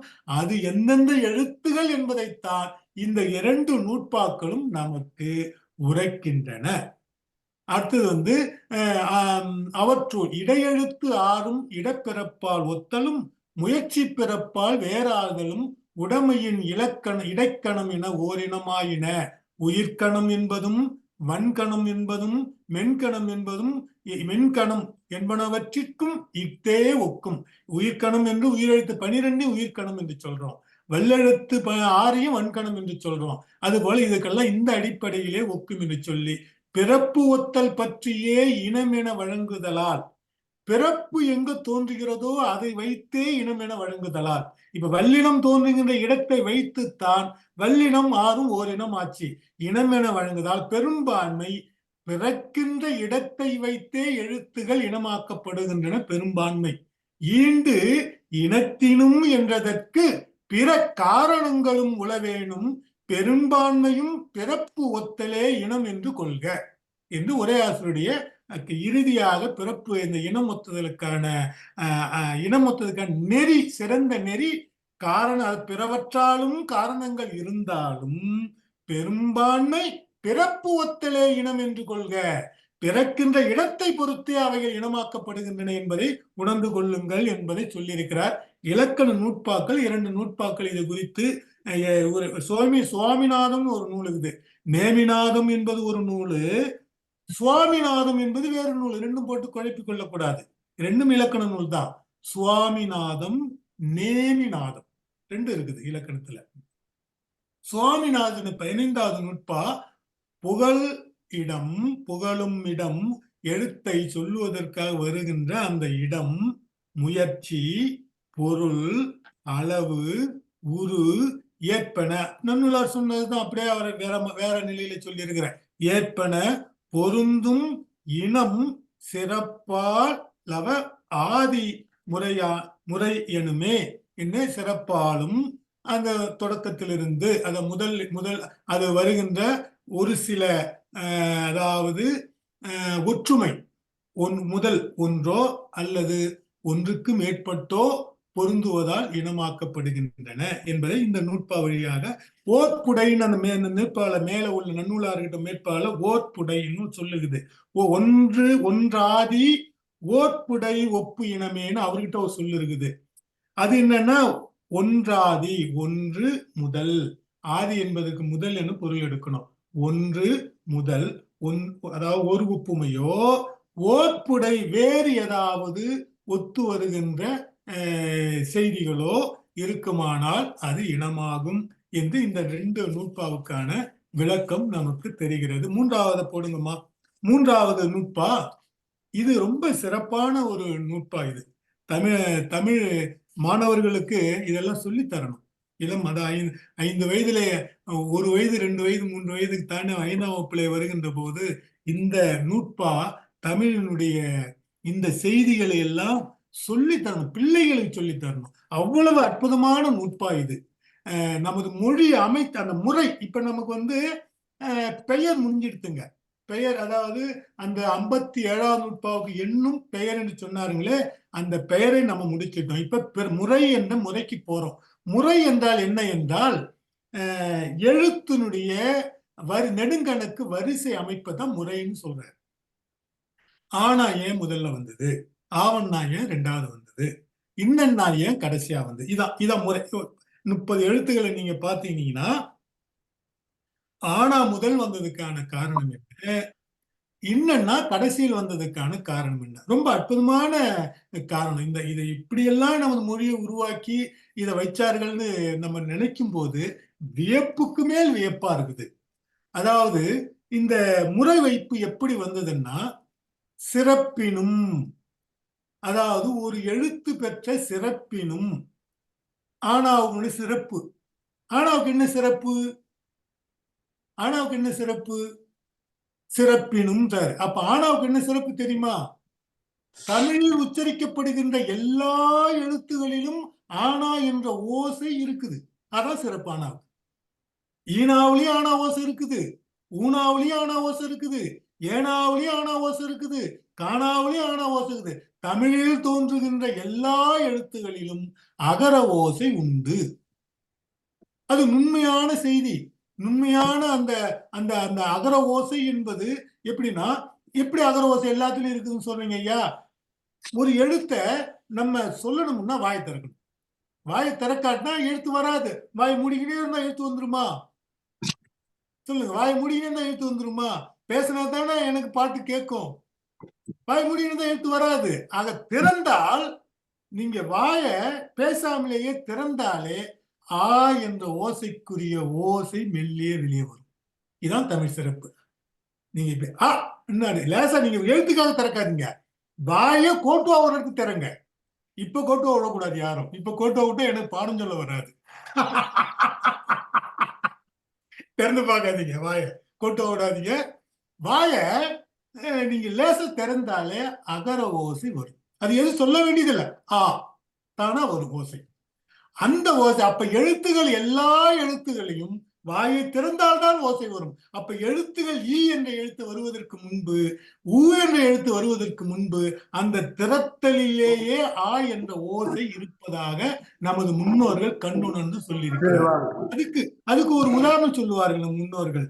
அதாவது இறைவன் இந்த உலகத்தில் உள்ள எல்லா இறைவன் ஒருவன். ஆனா உலகத்தில் உள்ள எல்லா உயிர்களிலும் இறைவன் இருக்கின்றானாம். அது எப்படி? இறைவனுடைய படைப்பு அல்லவா? இறைவன் படைத்த எல்லா உயிர்களிலும், நாயிலும் இறைவன் இருக்கின்றான், பூனையிலும் இறைவன் இருக்கின்றான், பசுவிலும் இறைவன், எல்லா உயிரிலும் இறைவன் இருக்கின்றான். அதுக்குதான் எந்த உயிரையும் நீங்க நம்ம மனுஷனே திட்டிக்கிறோம், எந்த மனுஷனையும் திட்டக்கூடாது. இன்னையில இருந்து ஒரு கொள்கை வச்சுங்க. ஒருத்தவங்களை பார்த்து அவங்களா இவங்களா அவன் கிடக்குறான் என்ன சொல்லக்கூடாது. ஏன்னா அவங்களுக்குள்ள இறைவன் இருக்கிறான். அவங்களுக்குள்ள இறைவன் இருக்கிறான்னு பாருங்க. அந்த ஆத்மாக்குள் இறைவன் இருக்கிறான். ஒவ்வொரு ஆத்மாக்குள்ளும் இறைவன், ஒரு மரத்தினுடைய உயிரில இறைவன் இருக்கின்றான். ஆக உலகத்தினுடைய பொருட்கள், உலகத்தின் உயிர்கள் இருக்கின்ற ஓர் இறைவன் எப்படி ஒரே ஒரு இறைவன் உலக உயிர்களெல்லாம் நிறைந்து இருக்கின்றானோ, அதனால் அதுபோல் அகரம் என்ற எழுத்து ஒன்று, அந்த எழுத்துகள் எல்லாவற்றிலும் நிறைந்திருக்கிறது என்பது நமது முன்னோர்கள் கொடுத்திருக்கின்ற ஒப்புக்கொண்ட ஒரு முடிவு. கண்ணன் சொல்கின்றான். கண்ணன் சிறப்பானதுக்கு சொல்றேன். ஏன் முதல் வச்சதுக்கான காரணம் சொல்றேன். கண்ணன் சொல்றான், நான் எழுத்துகளில் அகரமாக இருக்கின்றேன். ஏன் நான் எழுத்துக்களில் ஓமாக இருக்கின்றேன் கண்ணன் சொல்லி இருக்கலாமே. இலங்கை தமிழர்களுக்கு ஓமுன்னா தெரிஞ்ச விஷயம் தானே. அவங்க ஆம் என்பது ஓமுன்னு சொல்லுவாங்க. ஆமுன்னு நாங்க சொல்லுவோம். அதையும் அவங்க தெய்வீக கலாச்சாரத்தோடு ஓமாம்னுவாங்க. இல்லமா ஓமாம். ஆம் என்ற சொல்லையும் ஓம் என்று சொல்லுக்கும் ஈழர்களேன்னு நான் ஒரு கவியரங்கத்துல பாடினேன். ஆம் என்ற சொல்லை ஓம் என்று சொல்லும் ஈழத்தமிழரேன்னு ஒரு கவியரங்கத்துல நான் பாடியது உண்டு. சரி, ஓமன்னு ஏன் சொல்லாம ஆணாவா இருக்கிறேன்னு சொன்னான் கண்ணன். கீதையிலே நான் அகர எழுத்துக்களில் நான் அகரமாக இருக்கின்றேன் சொல்றான். ஏன் சொன்னா அகரம் எல்லா எழுத்துகளிலும் இப்ப இருப்பதால், அதுபோல் நான் இந்த உலகத்தின் உயிர்கள் எல்லாவற்றிலும் நானே இருக்கின்றேன் என்பதால் எழுத்துகளில் அகரமாக இருக்கின்றேன். வள்ளுவர் என்ன சொன்னாரு? வள்ளுவர் சொல்லுங்கம்மா. ஜெயசக்தி பிரபாகரன் வள்ளுவர் என்ன சொன்னார்? முதல் குறள். அகர முதல எழுத்தெல்லாம் ஆதி பகவன் முதற்றே உலகு. அகர முதல எழுத்தெல்லாம் ஆதி பகவன் முதற்றே உலகுன்னு சொன்னார். ஏன் சொன்னார்? எழுத்துக்கள் எல்லாத்தையும் ஆன முதல்ல இருக்குதுன்னு சொல்லி நினைச்சுக்கிறீங்களா? அது சாதாரண உரை. சாதாரண உரை. எழுத்துக்கள் எல்லாவற்றிற்கும் ஆங்கிலத்துல தான் தொடங்குது. இன்னும் தமிழே, மலையாளம், தெலுங்கு, கன்னடம் இதுக்கெல்லாம் என்று தான் தொடங்குது. ஆனா வேறு எழுத்திலும் தொடங்குகின்ற மொழிகள் இருக்கின்றன. இப்ப பிரெஞ்சு வந்து ஆன்னு தொடங்கும். இங்கிலீஷ் வந்து ஏன்னு தொடங்கும், ஏபின்னு தொடங்கும் இல்லையா? பிரெஞ்சு ஆன்னு தொடங்கும், ஆ பேன்னு தொடங்கும். எழுத்துகள் முதல் எழுத்து என்ற அந்த கருத்தல்ல அங்க. முதல் எழுத்து என்று வள்ளுவர் சொன்னது மேல்மட்டமாக பார்க்கின்ற ஒரு உரை அது. ஆனால் எழுத்துகள் அகர முதல எழுத்தெல்லாம், எழுத்துகள் எல்லாம் அகரத்தின் ஓசையை முதலாக கொண்டிருக்கின்றன. அதற்கு எழுத்துகள் தோன்றுவதற்கு முன்பு எல்லா எழுத்துகளிலும் அகரத்தின் ஓசை இருக்கிறது என்பதால் அந்த அகர முதல எழுத்தெல்லாம் என்பதற்கான பொருள் அதுக்கு. முதலே என்பது அந்த இடத்துல வினைமுற்றாக பார்க்கணும். எழுத்தெல்லாம் என்பது அந்த இடத்துல எழுவாயாக பார்க்கணும். எழுத்தெல்லாம் என்பது பன்மை, முதலை என்பது பன்மை வினைமுற்று. அப்படி பார்க்கணும். அதுக்கு எழுத்தெல்லாம் அகரத்தை முதலாக கொண்டிருக்கின்றன பொருள் பார்க்கணும். ஆனா முதன்மையாக வருவது இல்லை. அது எல்லாம் ஒரே ஆசிரியர் அப்படிதான் எழுதுவாங்க. எழுத்துக்கள் எல்லாம் முதல் எழுத்தாக அகரத்தை பெற்றிருக்குன்னு எழுதுவார்கள். அதுவல்ல அதற்கு இலக்கண, அது வேணா இலக்கிய உரையாக நீங்கள் வைத்துக் கொள்ளுங்கள். இலக்கண உரையாக நீங்கள் பார்க்க வேண்டுமானால் வள்ளுவத்திற்கு இலக்கண உரை ஒன்று எழுதலாம். நாம் படிக்கின்ற இந்த இலக்கணத்துக்கு எல்லாத்துக்கும் வள்ளுவர்கிட்ட தான் நம்ம இலக்கியம் எடுக்கணும். இலக்கிய உரையா வள்ளுவருக்கு எழுத வேண்டுமானால் இந்த நூற்பாவை வைத்து வள்ளுவருக்கு இலக்கண உரை எழுதலாம். எழுத்துகள் எல்லாவற்றிற்கும் அகரமே அடி முதல் ஒளியா ஓசையாக இருக்கிறது முறை பார்க்கணும். அப்ப ஆனாவுக்கு கண்ணன் சிறப்பு என்று தான் எழுத்துக்கள் அகரமாக இருக்கிறேன் சிறப்பு சொன்னான். எல்லா எழுத்துகளிலும் இருப்பதால் அந்த அகரம் என்ற எழுத்துக்கு சிறப்பு. அந்த அகரத்துக்கு மட்டும்தான் சிறப்பு. அதான் சிறப்பினும் இனத்தினும் அகரத்தை போன்று ஆனாவும் உங்களுக்கு வருவதா? அது ரெண்டும் அங்க இனம்னு பார்த்தோம் பாருங்க. அதனாலும் முறைமை வைக்கப்பட்டது ஆனாவுக்கு பக்கத்துல. ஆவண்ணா ஏண்டா வைக்கப்பட்டதுன்னா இனத்தால. ஆனா முதல்ல குறில் வந்தது, அந்த குறில் தான் நீண்டு ஒலிக்கும். நெடிலிருந்து குறில் பிறக்கல, குறிலிருந்து நெடில் பிறந்ததால் அந்த இனம் என்ற ஓசை இனம் என்று முன்னே சொல்லிட்டாங்க. அது முன்ன உங்களுக்கு அங்க பார்த்த இனம் இந்த முறைமையின் அடிப்படையில பக்கத்திலே வைக்கப்படும். எழுத்துக்கு பக்கத்துல தாவுக்கு பக்கத்துல ஞா வைக்கப்படும். ஈக்கு பக்கத்துல உங்களுக்கு வைக்கின்ற போது ஈனா வைக்கப்படும். ஆனாவிலிருந்து அவண்ணா வரைக்கும் உங்களுக்கு சொல்றேன். ஊ பக்கத்துல ஊவண்ணா ஏன் வைக்கப்பட்டதுன்னா ஊனாவுடைய இனம் ஊவண்ணா. அதனால இனத்தினும் செறிந்து, ஆக சிறப்பினும் இனத்தினும் செறிந்து பொறிந்து ஈண்டு அம்முதல் நடத்தல் தானே முறையாகுமே. அங்க வராது, முறையாகுமே. புரிஞ்சுங்களா? இப்ப சிறப்பு காரணமாக இனம் காரணமாகவும் முதல் எழுத்துகள் 30 அகர முதலாக நகரம் ஈராக நிரல்படுத்த பெற்றன. இதாவது சுருக்கமான உரை. இது உங்களுக்கு தெரியும். ஆனா இன்னமும் இதுக்கு உரை, வியப்பான உரை இருக்குது. ஏன்னா ஆனா அவங்க முதல்ல வச்சதுக்கு நான் உரை சொல்லிட்டேன். அது எல்லா எழுத்துகள் இருப்பது ஒன்று. கண்ணன் அகர முதல எழுத்தெல்லாம் வள்ளுவர் அதுக்கு அந்த எழுத்துக்கு சிறப்பாக தன் முதல் நூற்பாவாக அதை செய்தார். கண்ணன் ஆனா என்ற எழுத்தை சிறப்பாக சொன்னான். அதனால் ஆனா என்ற எழுத்து நம்முடைய மொழியில் முதலாக வைக்கப்பட்டது. சொல்லியாச்சு. சரி, சிறப்புக்கான தனித்து இயங்கும் உயிர் முன்னதாகவும் இந்த ஒண்ணு இருக்குது. ஏன் மெய்யெழுத்த முதல்ல வச்சு உயிரெழுத்த பின்னால வச்சிருக்கூடாது? இது ஒரு கேள்வி உங்களுக்குள்ள யாராவது வேண்டாம் வாரம் உள்ள ஆள் ஒரு ஆள் கேட்கலாம்.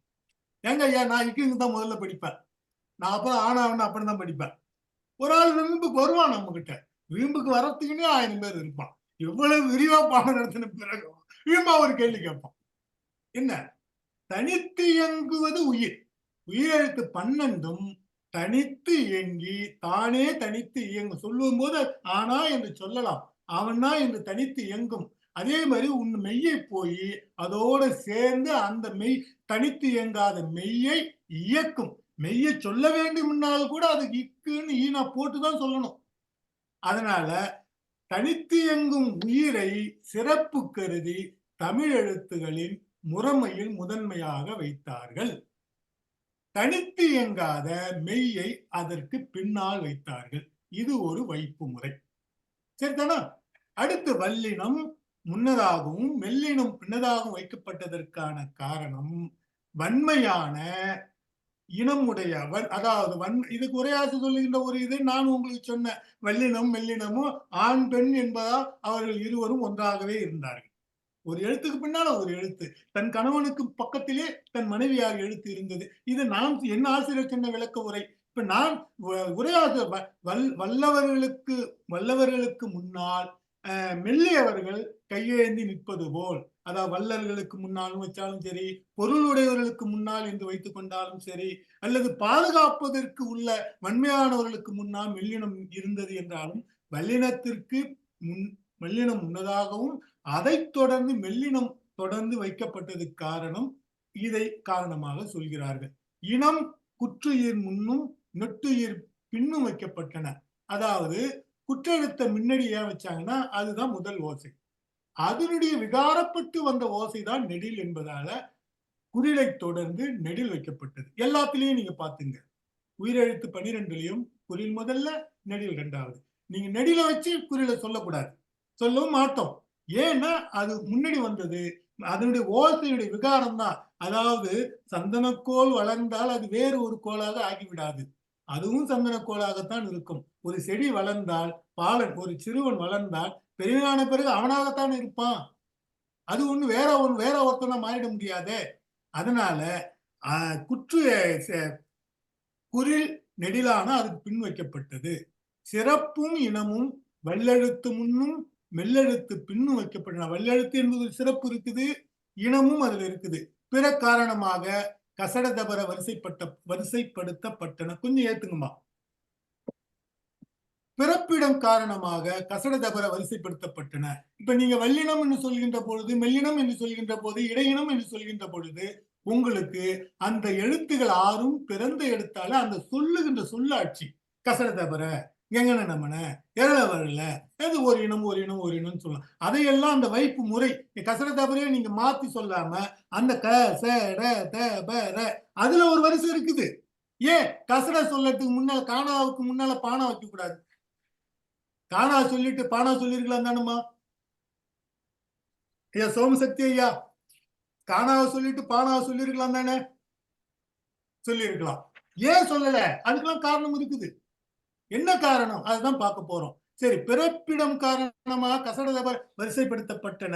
அந்தக்கே ஒரு காரணம் இருக்குதுங்க. காணா ஐயா முன்னாடி, சாணா ஐயா 2வது, தானா ஐயா 3வது, தானா ஐயா 4வது, பானாயா 5வது, ராணாயா 6வது என்பது அதுக்கும் ஒரு காரணம் இருக்குது.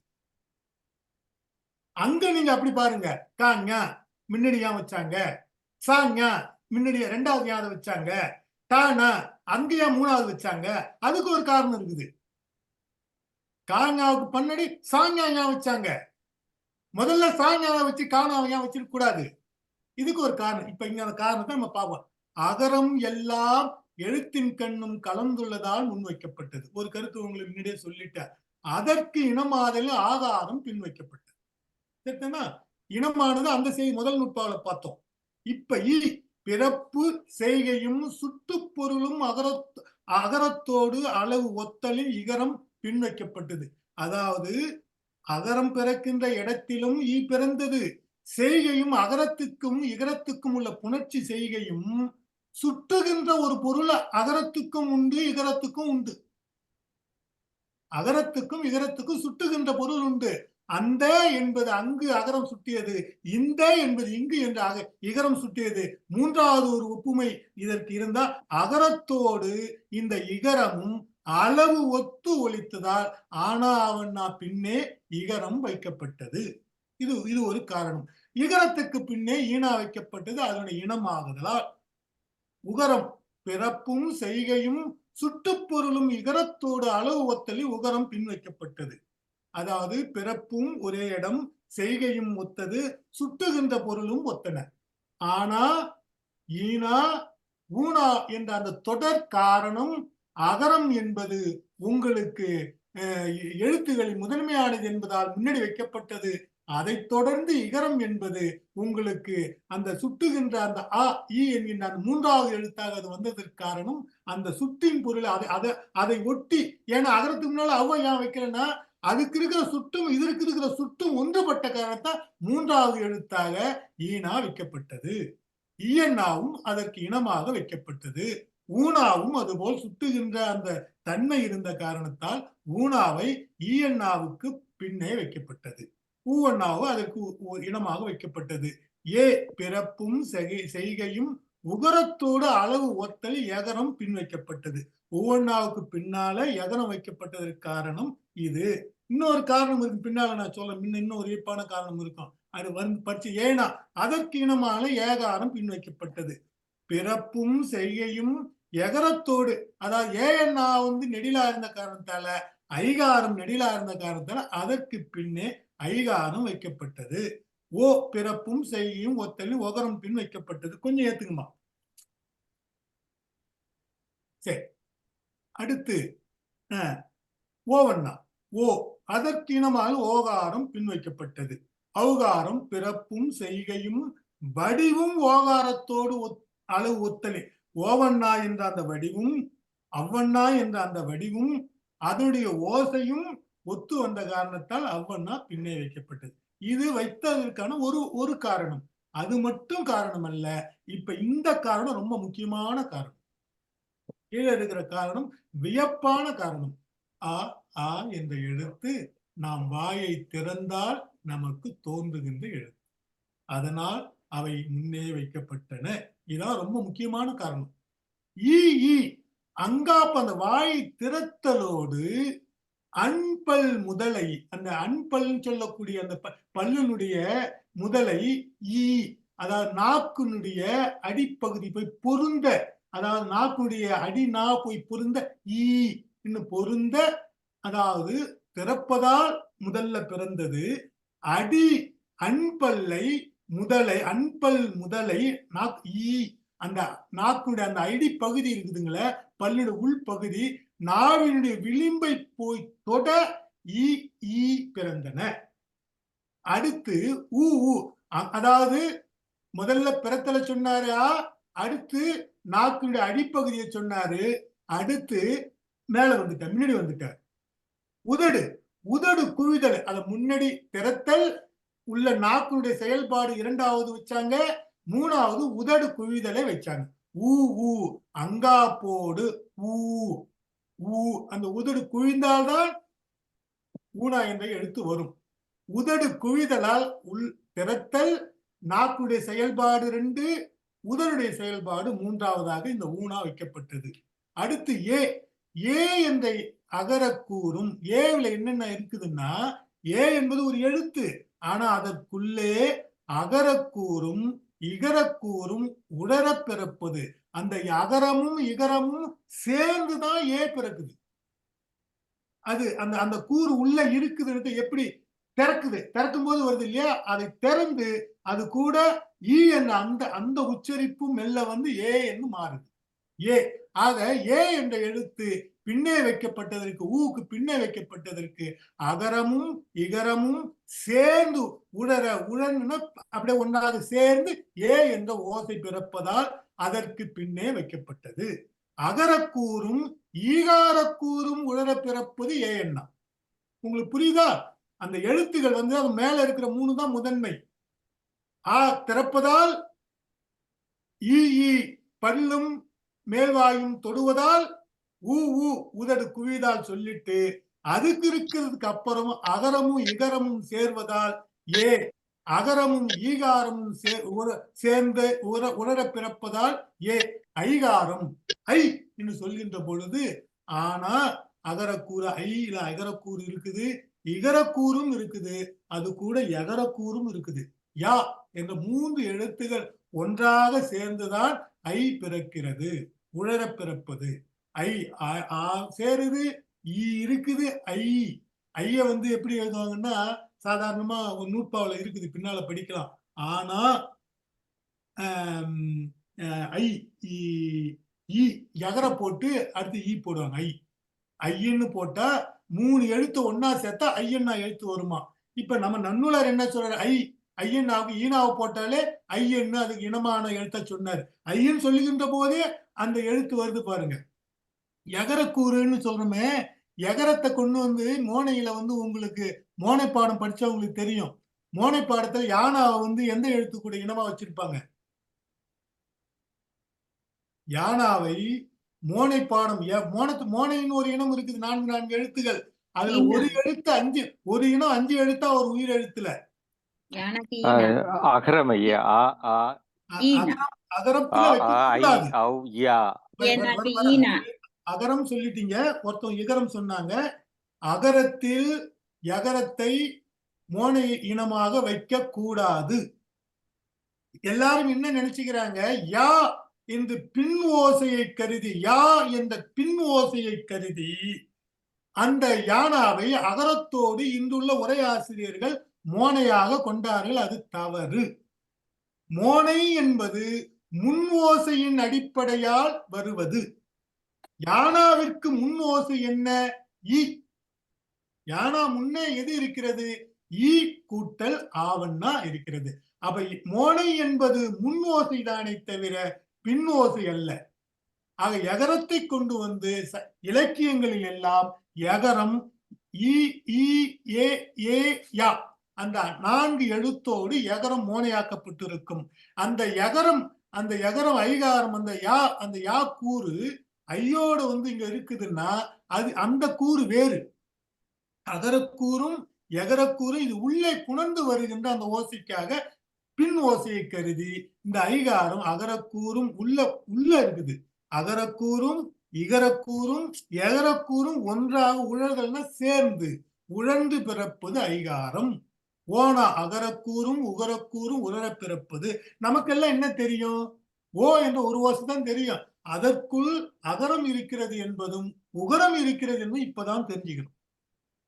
ஓ என்ற ஓசைக்கோட அகரமும் இருக்குது, உகரமும் இருக்குது.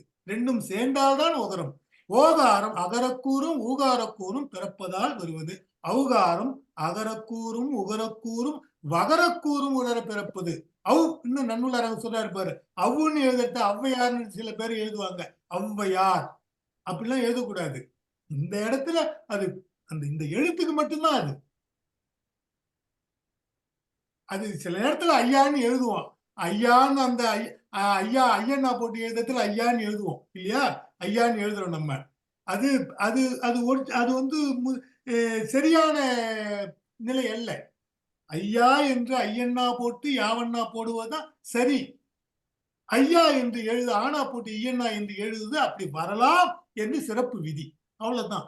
ஆனால் எப்படி வரும் என்ற ஐயா என்பதைத்தான் நம்ம கையாளணும்.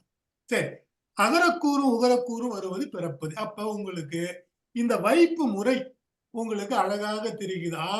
பிறப்பதால் முதலில் வைக்கப்பட்டது. ஈ அங்காப்போடு நா விளிம்பு போய் தொடுவதால் 2வது வைக்கப்பட்டது. ஊ அங்காப்போடு உதர் குவிப்பதால் 3வது வைக்கப்பட்டது. எகரம் அகரத்தோடு இகரம் முன்னாடி இருப்பதால அதனால எகரம் 4வதாக வைக்கப்பட்டது. ஏகாரம் 5வதாக வைக்கப்பட்டது. ஐகாரம் அகரக்கூறும் இகரக்கூறும் எகரக்கூறும் 3 கூறுகள் சேர்ந்ததால் ஐகாரம் அடுத்து வைக்கப்பட்டது.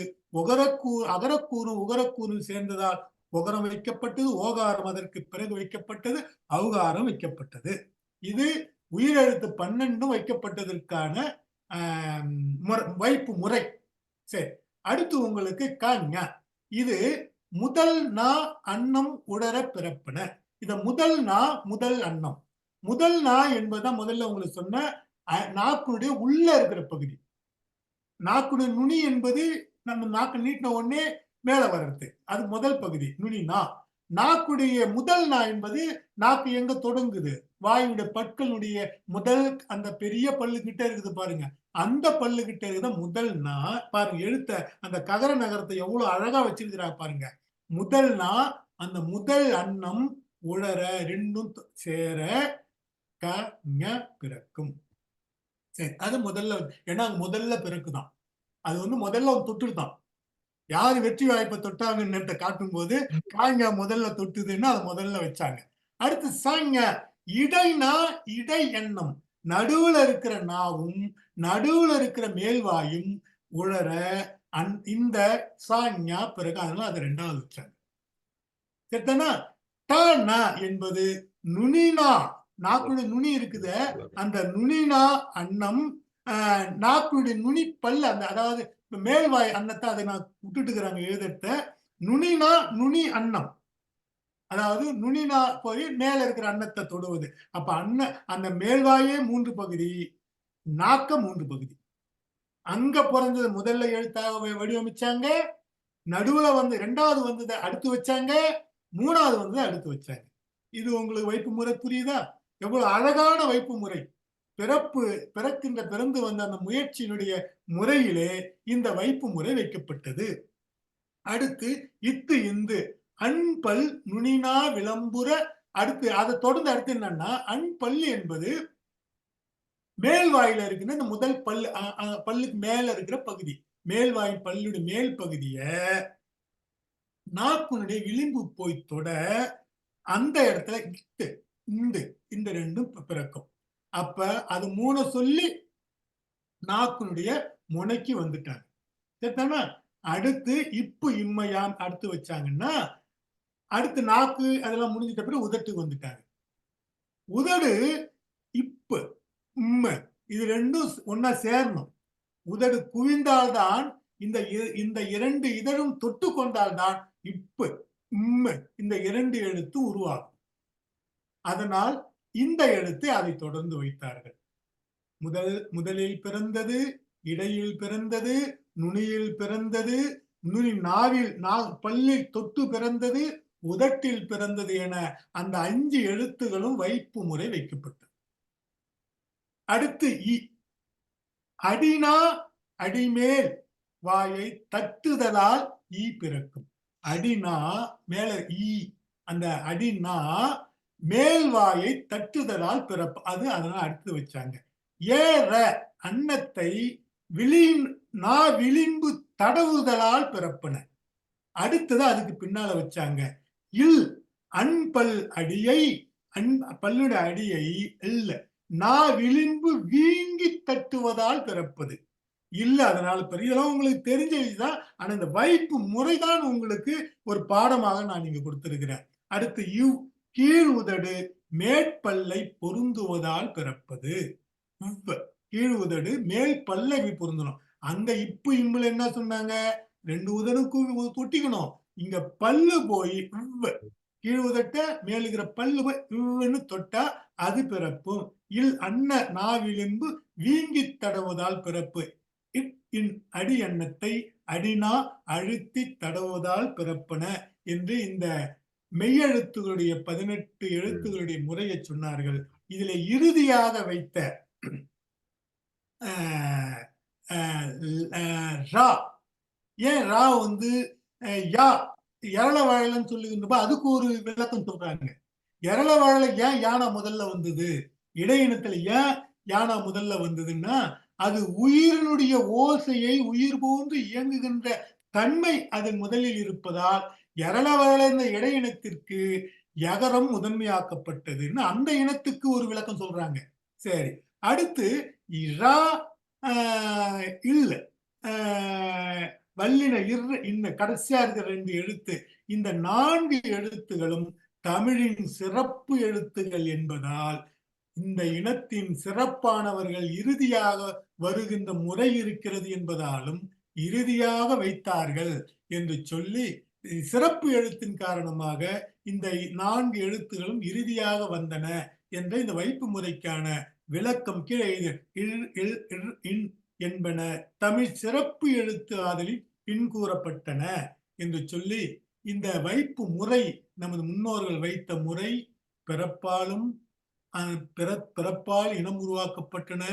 அந்த அந்த இனம் உருவாக்கப்பட்ட சிறப்பாலும் இனத்தாலும் எழுத்துடைய வைப்பு முறை வைக்கப்பட்டன என்பது எவ்வளவு நுட்பமாக நமது முன்னோர்கள் செய்திருக்கிறார்கள் என்பதை சொல்லி, இந்நேரம் வரை இந்த பாடத்தை செய்மெடுத்த உங்கள் அனைவருக்கும் நன்றி பாராட்டி, அடுத்த வாரம் நாளை நாம் யாப்பு வகுப்பிலே சந்திப்போம். ஐயங்கள் இருப்பவர்கள் ஐயங்களை கேட்கலாம்.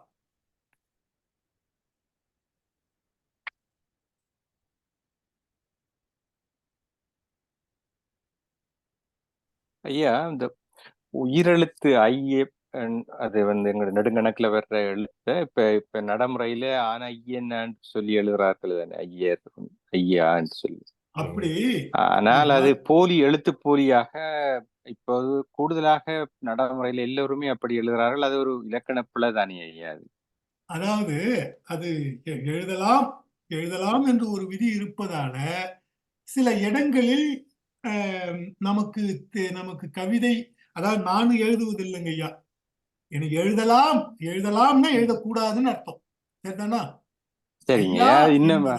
ஐயா என்பதை ஐயன்னா யாவண்ணா போட்டுதான் எழுதலாம். ஐயா என்று எழுதலாம். ஐ என்ற எழுத்து ஆனா ஈயன்னா சேர்ந்தால் பிறக்கும் என்று அவர் ஒரு நூற்பா நன்னுள்ளே பின்னால வருங்க ஐயா, நூற்பா பிறக்கும் என்று சொன்ன காரணத்தால் ஐயா என்று எழுதுவதை பிழை என்று சொல்வதற்கு இயல.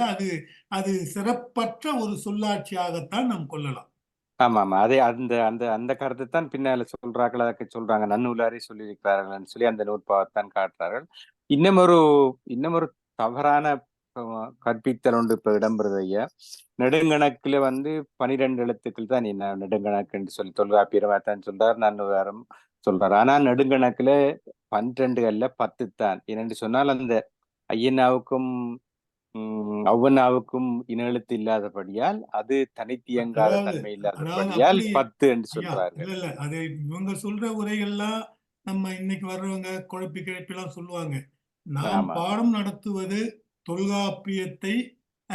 தொல்காப்பியத்தை முதன்மைப்படுத்தி அதன் வழியில் வந்த நன்னூலை முதன்மைப்படுத்தி நாம் சொல்றோம். ஐயன்னா தேவையில்லை, அவ்வண்ணா தேவையில்லை என்றெல்லாம் சொன்னா அது அப்படிலாம் சொல்லவே கூடாது. அல்லாவது இப்படி சொன்னா அவங்களுக்கு புரிஞ்சிடும் அதுக்கான அர்த்தம். அறியாமை மொழிகளை அறியாதவர்கள் ஐயன்னா தேவையில்லைன்னு சொல்லுவார்கள். அதாவது இப்படி சொன்னால் அவங்க இன்னும் முழுமையாக கற்கலன்னு அர்த்தம். இப்ப சில பேர் மலை என்பதை மானா இல்ல இல்லு ஐ போடுவாங்க. மலை அந்த லைய இல்ல ஐய போட்டா லையா தேவையில்லையா, ஐயன்னா தேவையில்லையா, அவன்னா தேவையில்லையா. இப்ப அப்படி ஒரு 20-30 ஆண்டுக்கு முன்னாடி அப்படி ஒரு மரபு உருவாக்குனாங்க ஐயா. ஐயன்னாவும் அவ்வண்ணாவும் தேவையில்லை அப்படியெல்லாம் நீங்க போட்டீங்கன்னா மொழிக்கு முதல்ல நீங்க மலை ஐயன்னாவா ஐயன்னு எழுதிடலாம். ஆனா மொழிக்கு இறுதியில் வருவது எப்படி எழுதுவீங்க? கடையில வருவது எப்படி எழுதுவீங்க? அது தமிழ் மரபுக்கு ஒத்து வராத. தமிழ் மொழி மரபுக்கு உயிரெழுத்துக்களை மொழி இறுதியிலும் இடையிலும் வைத்து எழுதுகின்ற மரபு கிடையாது. அதுபோல மொழி மரபுல தமிழ் மரபுல மெல்லெழுத்த மொழி முதல்ல வச்சு எழுதுகின்ற மரபு இல்லை. அதனால அவங்க சொல்லுகின்ற கருத்து ஐயன்னா தேவையில்லை அவன்னா தேவையில்லை என்பது மொழியை சரியாக உணரவில்லை என்று பொருள். அதனால் தொல்காப்பியர் சிந்திக்காததா அல்லது தொல்காப்பியர் காலத்திலிருந்து எத்தனை பேரறிஞர்கள் சிந்திக்காததா?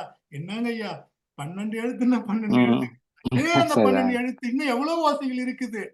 இது நம்முடைய வாய்க்கு தமிழன் அன்று இருந்த தமிழன் அவன் வாழ்ந்த பண்பாடு, அவன் வாழ்ந்த இயற்கை சூழலுக்கு அவன் வாய் உச்சரித்த எளிய ஓசைதான் இந்த 12 ஓசை. இந்த ஆமாங்க 30 ஐயா. ஆமா ஓசை. ஆமா அப்படி ஆமா வச்சுங்க.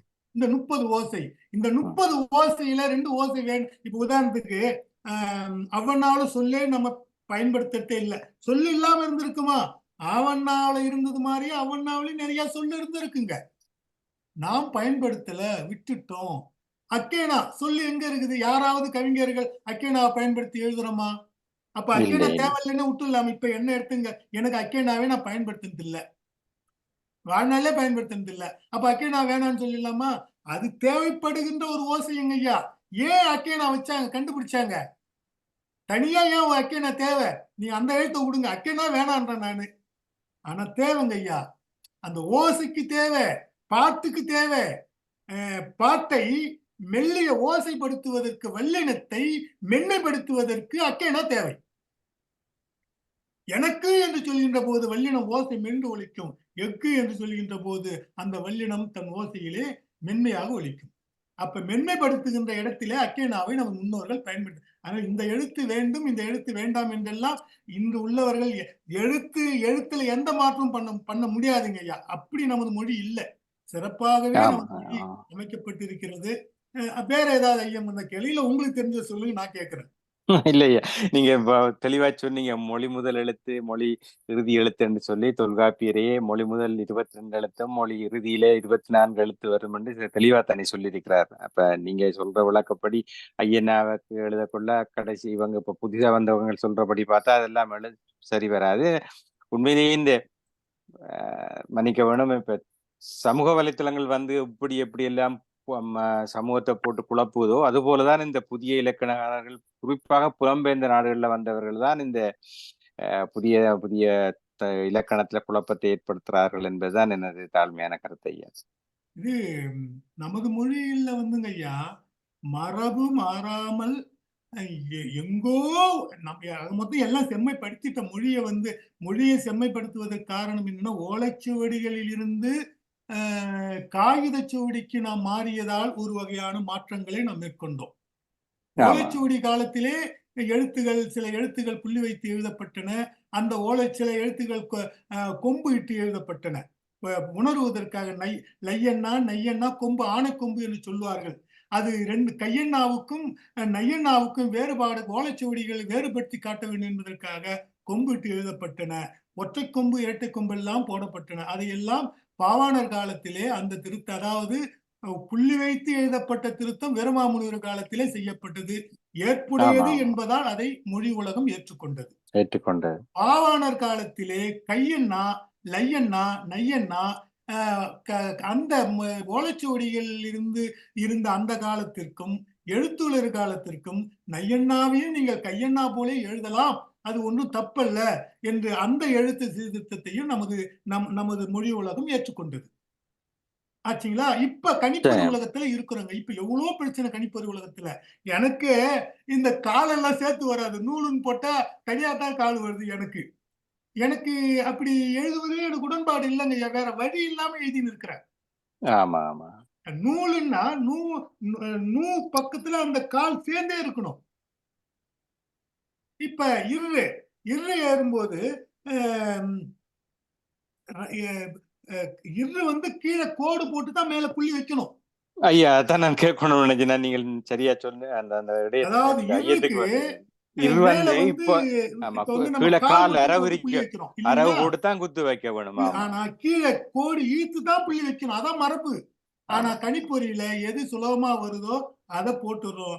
அதை விட எண் போன்றவர்களுக்கு விரைவா அடிக்கிற பொருட்டு சில இடங்கள்ல நான் அடிக்கின்ற போதே சில பிழைகளை வச்சு பார்க்கும்போது தான் தெரியுது.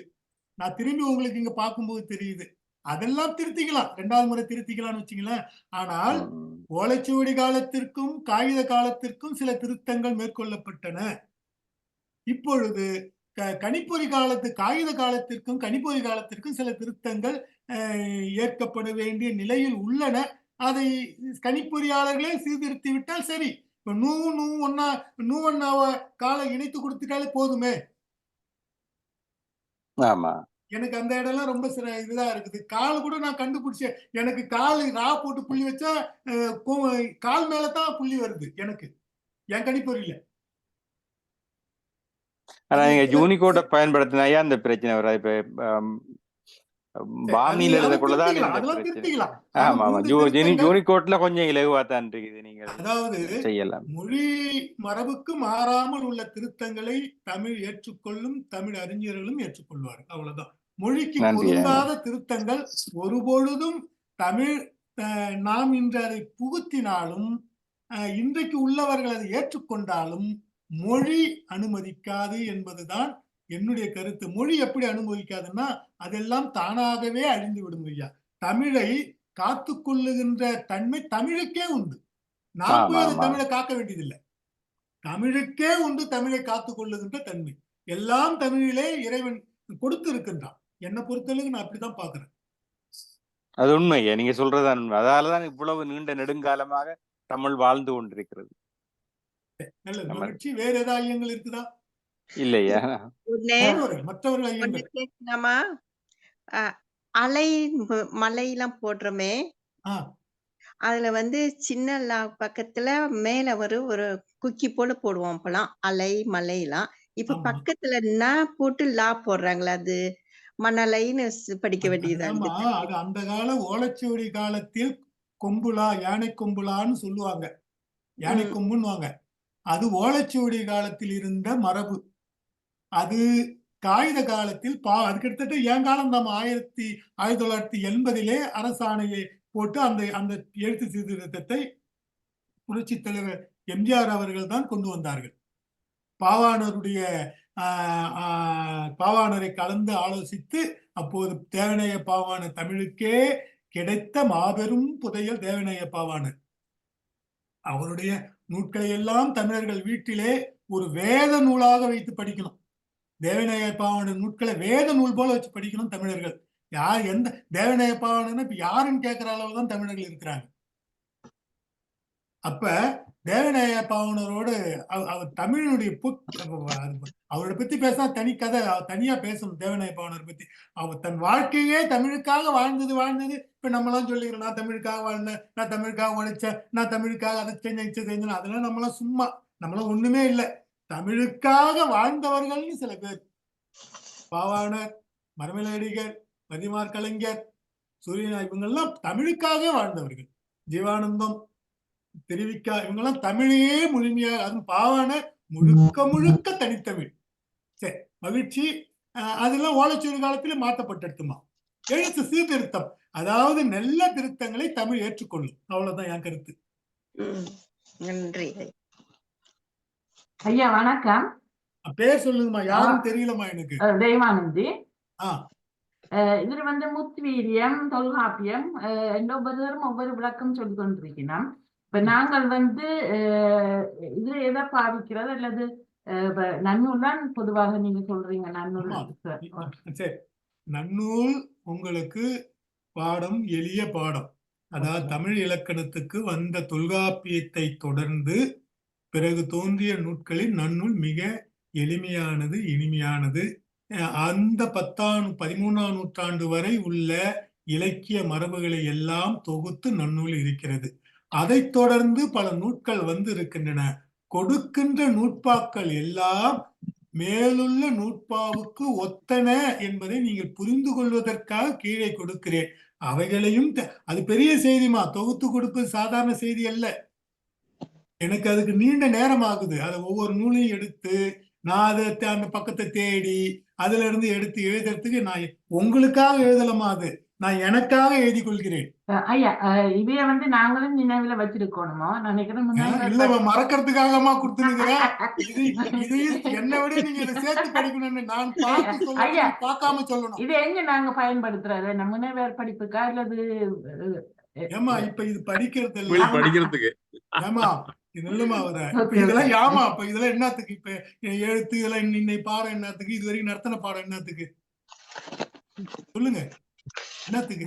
மொழிமா, நமது மொழி நமது. ஆனா ஏபிசிடி படிச்சீங்களா? ஏன் ஏபிசிடி படிச்சுன்னு கேட்பாங்களா யாராவது? ஆனால் இவற்றை நாங்க பயன்படுத்தேக்கானே அது இந்த பிரியோசனம், அதாவது ஆமா. எங்களுக்கும் அது சரிம்மா. ஓகே. ஆனா அவன்னா ஏன் முதல்ல வச்சாங்க, இன்னும் ஏன் கடைசியா வச்சாங்கன்றது காரணம் நமக்கு மத்தவங்களுக்கு தெரிய தேவையில்லம்மா. அந்த Okay. மொழிக்கு உரியவர்களாகிய நமது மக்களுக்கு கூட தெரியாம இருக்கட்டுமா? கவிஞராகிய உனக்கு தெரியாம இருக்கலாமா? இல்லையா, இப்ப இது மறந்துடுவோம் இல்ல, இப்ப அது மறந்துடுவீங்களா? அது அம்மா, பிரியோசனப்படுத்தணும் இல்ல. கோல்டுன்னா ஏதாவது ஒரு நல்ல பெரம்பு ஒண்ணு வாங்கிட்டு வந்து இங்க இருந்து உங்க ஊர் வரைக்கும் இருந்தா நல்லா இருக்கும்னு நினைக்கிறேன். இல்ல ஐயா, இப்ப யாப்பிலக்கணத்துல நாங்க இங்க படிக்கிற எல்லாத்தையும் பிரயோகிச்சு கொண்டு வர்றதால அம்மா, எங்களுக்கு மனதில இது மொழிமா, நமது மொழியினுடைய அடிப்படை, இது எழுத்தியல். இன்னும் போக போக உங்களுக்கு உங்க கேள்விக்கான பதில் உங்களுக்கு தானா கிடைக்கும். சரி ஐயா, நன்றி நன்றி ஐயா. சரிம்மா, நல்லது, மகிழ்ச்சி. சரி, நிறைவு செய்வோம். நிறைவு செய்யுங்கம்மா. அந்த இவ ஒரு கீதா ராணி அவ கையத்தோட தூக்கி இருந்தவ எனக்கு கீதாராணிக்கு பேசுங்கம்மா. இல்லையா, அவரை நான் கேட்ட அந்த ஆனாவை தான் கேட்கணும் என்று நினைத்தேன். அவர் கேட்டு விட்டார்கள். சரிம்மா, சரி, நன்றி ஐயா. சரி. அப்ப நாங்கள் முடிக்கலாம் இது ஐயா. என்ன இது, விஜய் ஜெகனும் ஜெயசக்தியும் பக்கத்துல இருக்கிறீங்க. என் இதுல நீங்க 2 பேரும் பக்கத்துல இருக்கிறீங்கம்மா. அக்கா தங்கச்சிங்க 2 பேரும் பக்கத்துல இருக்கிறீங்க. சரி, மகிழ்ச்சி. நான் எல்லாருக்கும் சொல்லி விட்டுட்டேன் அவங்க 2 பேரும் அக்கா தங்கச்சின்னு. ரொம்ப பேருக்கு தெரியாம இருந்தது. சரி, நல்லது, மகிழ்ச்சி. நன்றி ஐயா, நன்றி ஐயா. நிறைவு செய்யுங்கம்மா பாடத்தை. நாளை யாப்பிலக்கண வகுப்புல சந்திப்போம். ஓகே, நன்றி ஐயா. நன்றி நன்றி நன்றி நன்றி ஐயா. பாடத்தை யூடியூப்ல போட்டுச்சுன்னா அதை கொண்டு இதுல போட்டுடுமா, வராதவங்க பார்த்து பயன்பெறட்டும். ஓம். சரி, மகிழ்ச்சி. நன்றி நன்றி நன்றி.